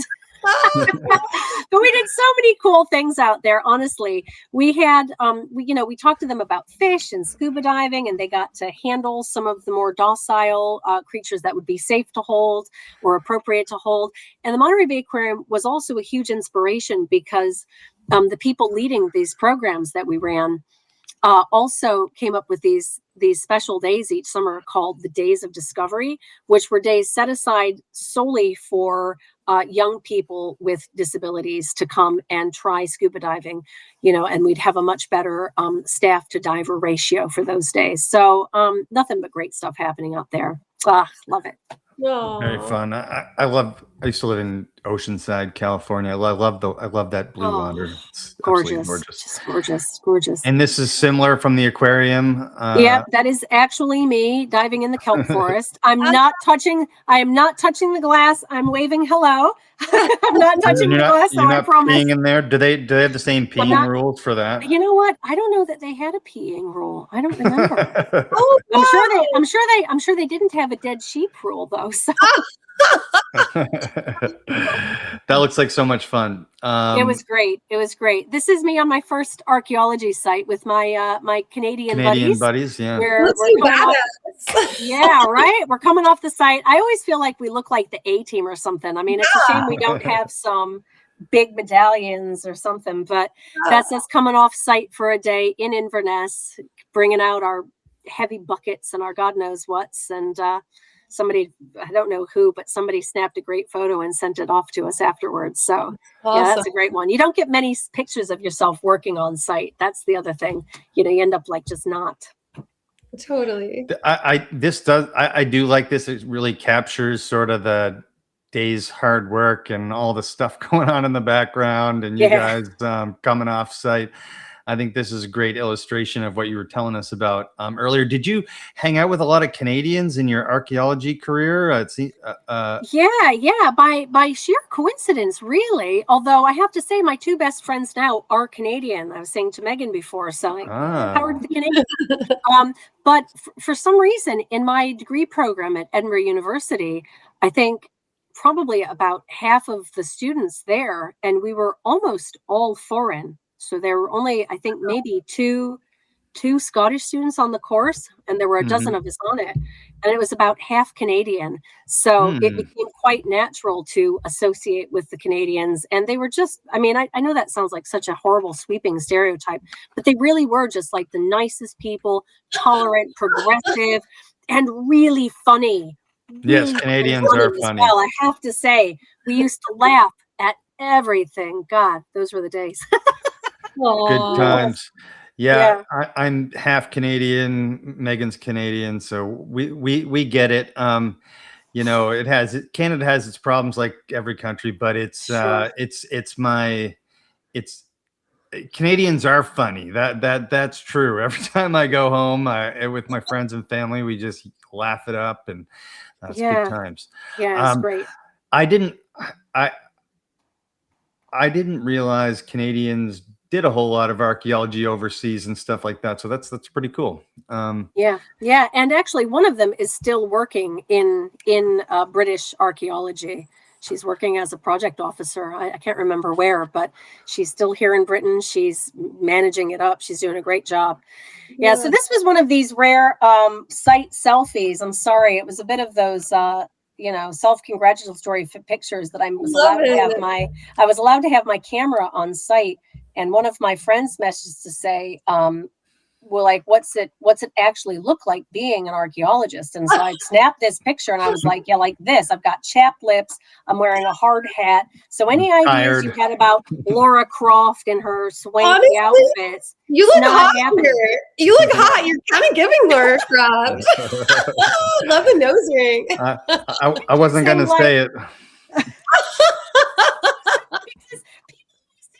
They're like, oh, you're an archaeologist. Oh, well, you're not like Indiana Jones because that's a man. You must be like Laura Croft. And I'm like, trust me, Laura Croft is so cool. We have to rock around with hard hats and high vis on all day.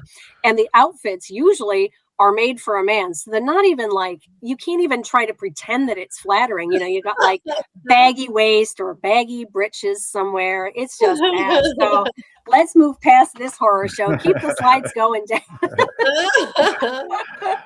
You made her turn red. What are we looking at here? You did. Well done. Okay, so this was one of our search patterns that we used in the reservoirs when I was working with these kind of volunteer dive teams. And we would go out and we would sweep back and forth in these big U-shaped patterns. And we would usually do it in pairs of two, so that as you went back next to where you've already swum, somebody else is looking at that ground also, just to help keep eyes, because you just never know. A different set of eyes might just pick something up differently at a different angle. So this was one of the illustrations that I mocked up in probably old school paint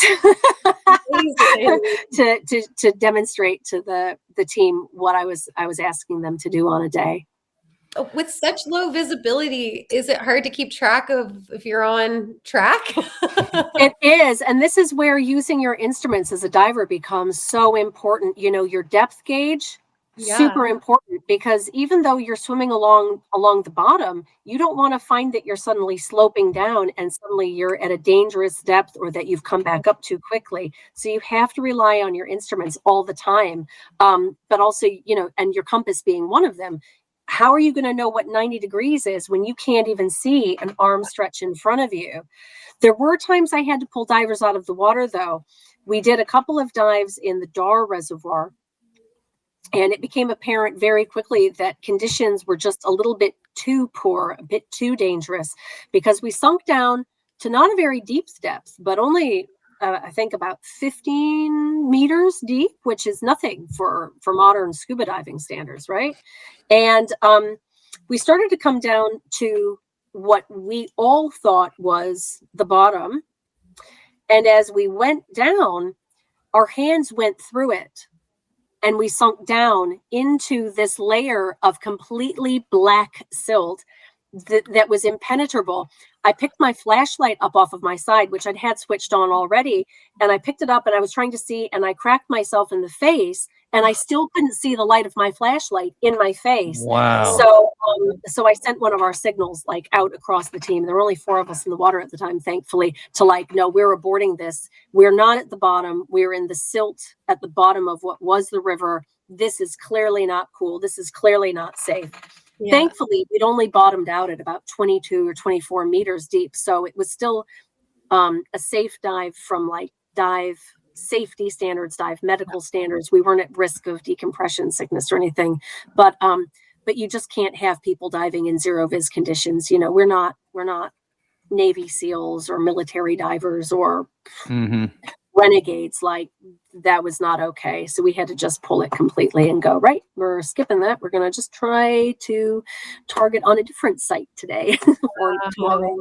So that was terrifying. I found that it's really terrifying. Scary. It was terrifying to just sink down into that blackness. Was just maybe that's where the Loch Ness monster's hiding from us. Is that a fin? Oh. Yeah. There you go. You never know. She could be down there. Oh, I don't think she's a monster though. I think she's probably a gentle soul. I was just going to say, is she a gentleman instead? Gentle soul, I like that. Yeah, well, they call her the monster, but if she's real, I like to imagine her as like, I don't know, just like a sweet, gentle animal. I never thought of her as a monster. But this is really cool, though. This is a really cool illustration of how you guys would work those patterns. You said that one person would follow another through the pattern? No, we would be buddied up side by side. And then when we'd hit, the end of, so there were preset parameters, like you're going to swim due north for 30 meters. When you hit 30 meters, you're going to turn 90 degrees to your left and then go a distance of 20 meters, immediately turn back on yourself, So it was all quite mathematical and plotted out, kind of geometrically and using maps and things. And then it was just, we'd have dive boards. So people would have those directions written down on a piece of slate so that they could remember the directions, obviously. And so largely one of the divers would be doing the majority of the looking, to be fair. The other person would be looking, but they'd be keeping an eye on the instruments, keeping an eye on the slate, and telling their buddy, we've hit 30 meters, time to turn, or got it. Time to head back. So they were generally side by side. And what are these like potato-shaped parts of the diagram? Those are underwater potatoes, obviously. they're just indicative of like, hey, there might be features somewhere along the way. Okay. They don't actually mean anything. Like there might be rocks, so remember to look out for random things on the bottom. And of course, the other part of that training and those conversations pre-dive, like the dive briefings, would be, remember, you're swimming in a reservoir with a very silty floor. So when you're swimming and when you're kicking your fins, you need to be so careful to not kick up the bottom, because when you turn around and come back on yourself, you're not going to be able to see at all if you've kicked up the bottom. So it was just another thing that people had to be super aware of. I feel like it was the Olympics of scuba diving, honestly. I was asking the impossible out of this team and they just nailed it every time. Wow. Dream team. That's so cool. And I'll get to this part. I'll get to that comment later, but I wanted to get into this part because I think this is so cool. So what are we looking at here? Yeah. So, my heart be still. So this image you see on the left of the family and the man with the baby, this was part of a program I put on for free for an organization called One Parent Family Scotland.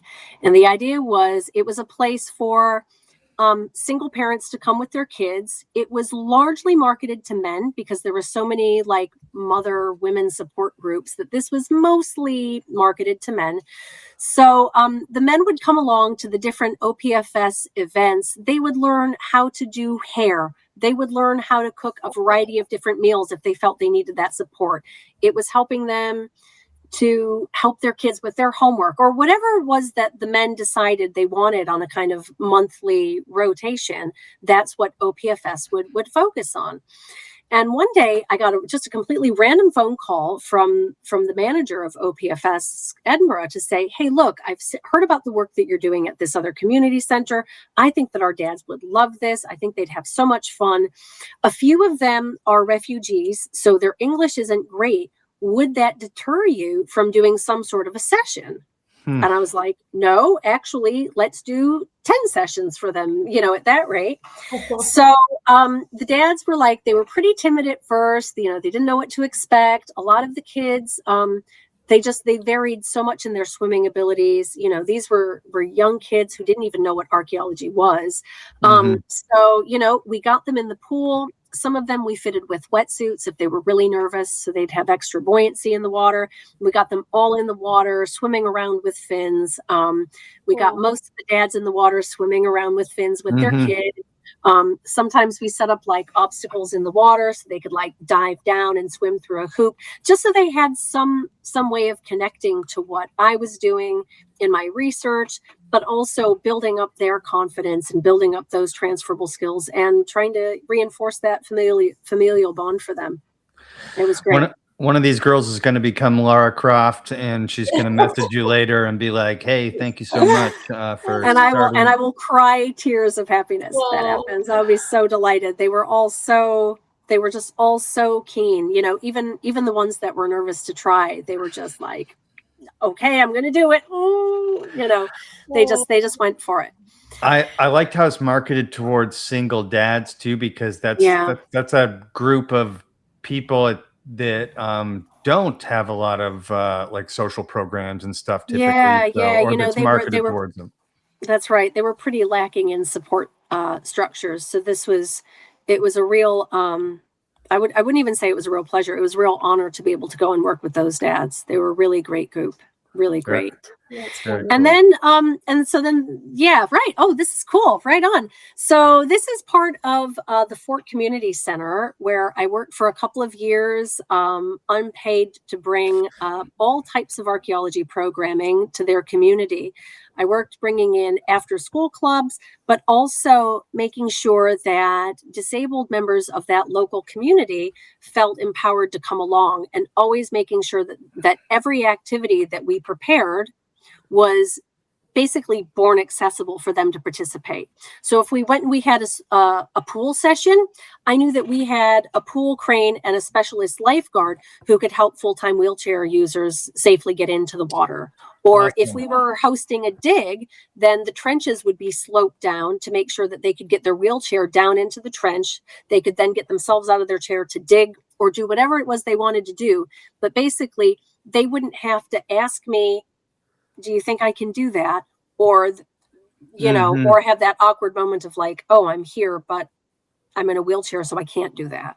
That was never part of the program. So did you learn about, did they do fill out a form and say their whatever disadvantages they had, and then so that you would be able to prepare for it?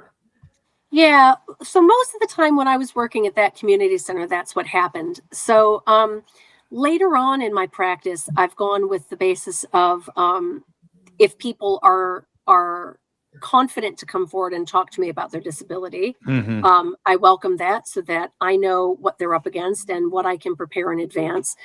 But I also don't require it now. At that time, because it was associated with the city council paperwork, we did need to know.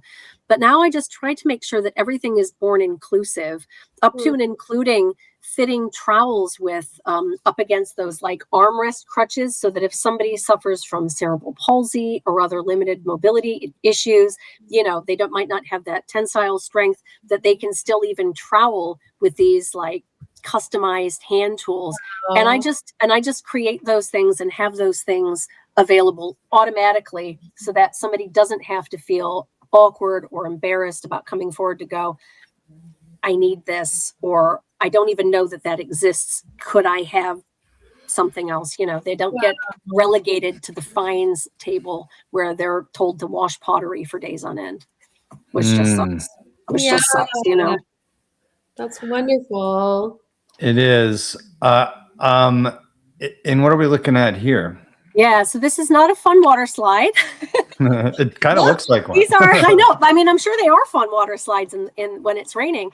So these are just examples of some of that sloping going down into areas of excavation to make it more accessible for people with disabilities or mobility issues. So this was graded at a level that a wheelchair could be safely taken down and back up. But also people with mobility issues or balance problems could actually just sit down on this like astroturf, a really smooth astroturf, and scooch their way down it if they didn't have the confidence to walk down the slope or walk down the steps, which are outside of the picture a little bit. So it was, as I say, it was born accessible for everybody. Yeah, it's so cool to me because it must feel so nice and empowering to those people, and also just like, you know, you're getting out and you're moving your body, you're outside, you know, and that's just good for anyone with mental health issues or physical disabilities, being able to feel like they can do something like everyone else and get outside and move around. That's it. Well, this is the idea. I want everybody to always feel welcome and represented. I don't want people to feel stigmatized or ostracized by what I perceive them capable of doing or what they have previously thought themselves incapable of doing. Wonderful. You know, very cool. They can test their own limits, or you know, they're also free to not go down the slope. If they want something else, you know, they choose their own way of working on each day. Love it. Love it. Love it. Love it. Yeah. So here we see some different activities with students that I started a pilot program with in further education. So for a few years, I worked in a further ed establishment of which catered largely to 16 to 19, but sometimes 16 to 24-year-olds in employability.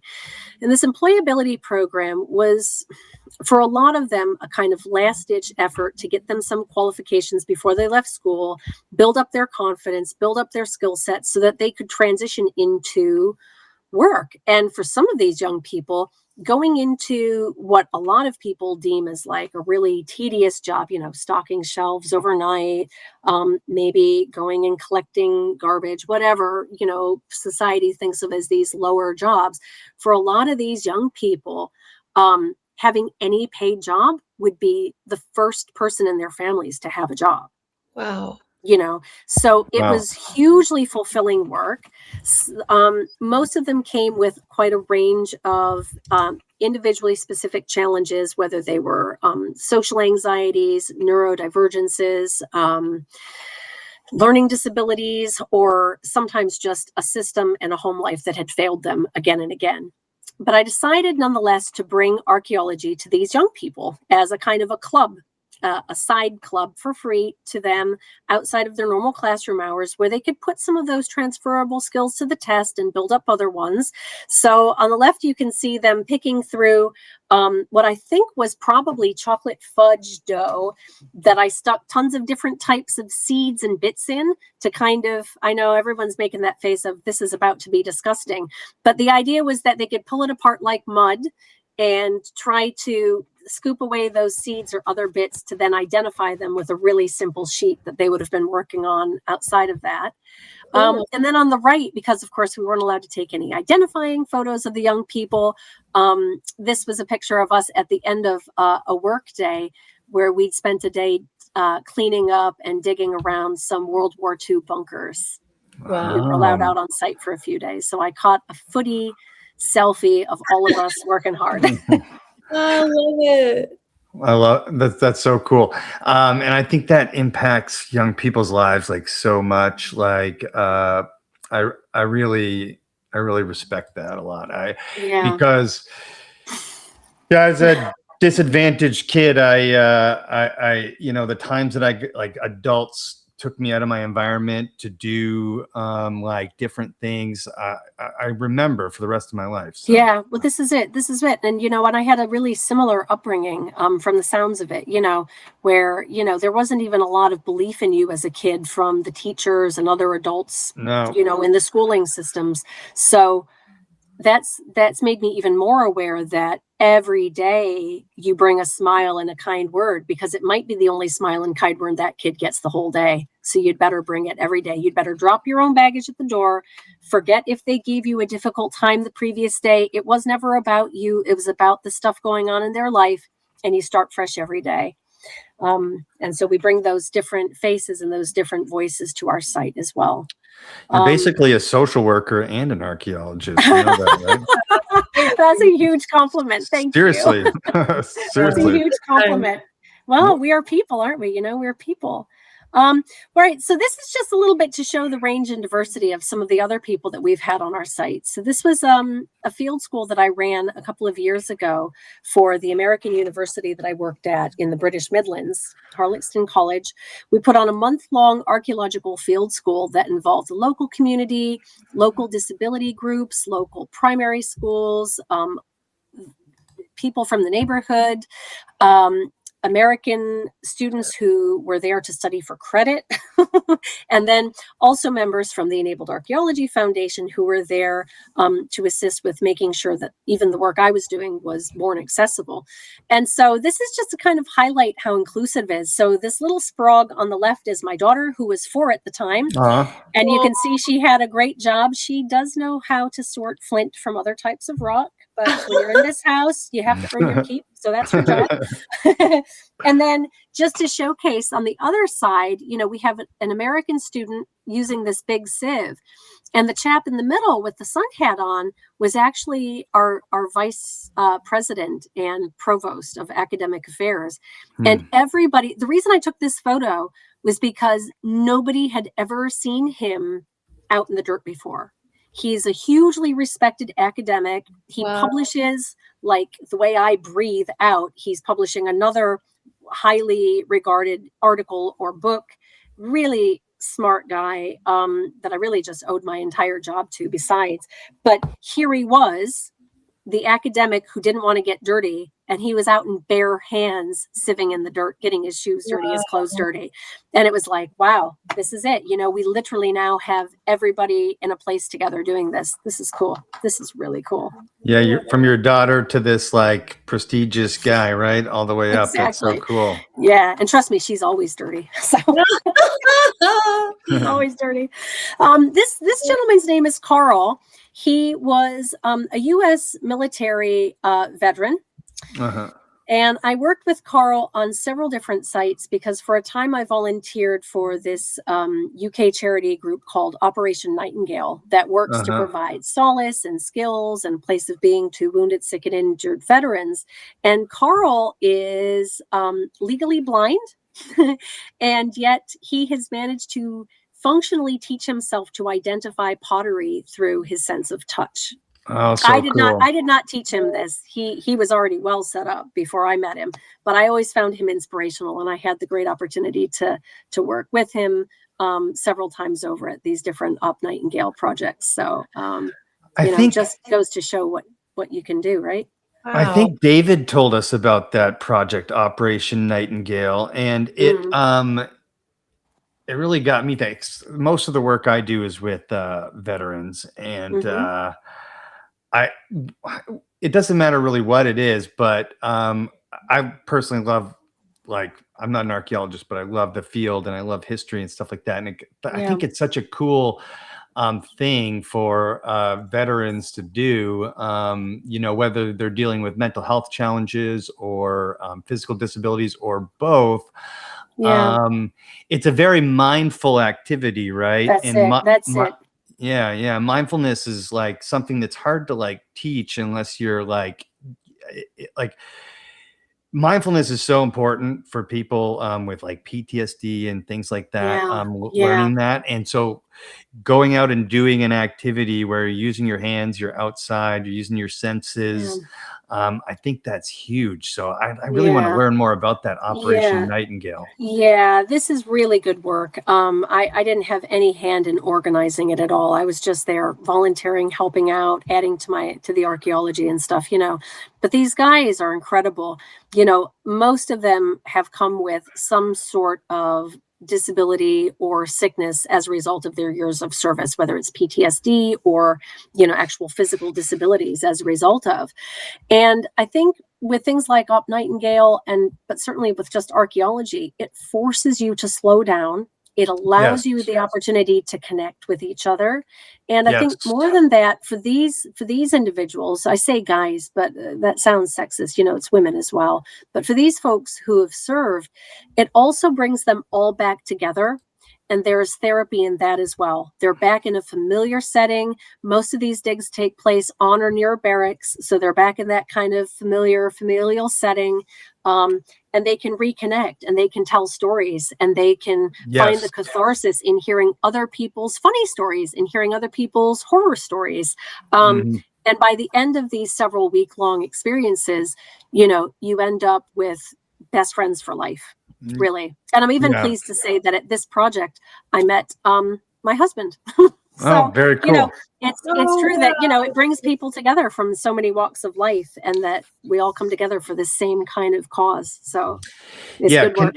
Connection saves lives, and veterans are often isolated in their community. And so like I said, whether it's archaeology, or I used to do this job where we take them on like an adventure-based retreat where we do like zip lining and stuff like that, and hiking and, camping and things like that. But after a week, they'd show up like anxious or whatever it was they were dealing with. And then at the end, they'd feel like this connection and sense of community. So I think that's so cool. Yeah, I'm definitely going to look into this. Do they still do that?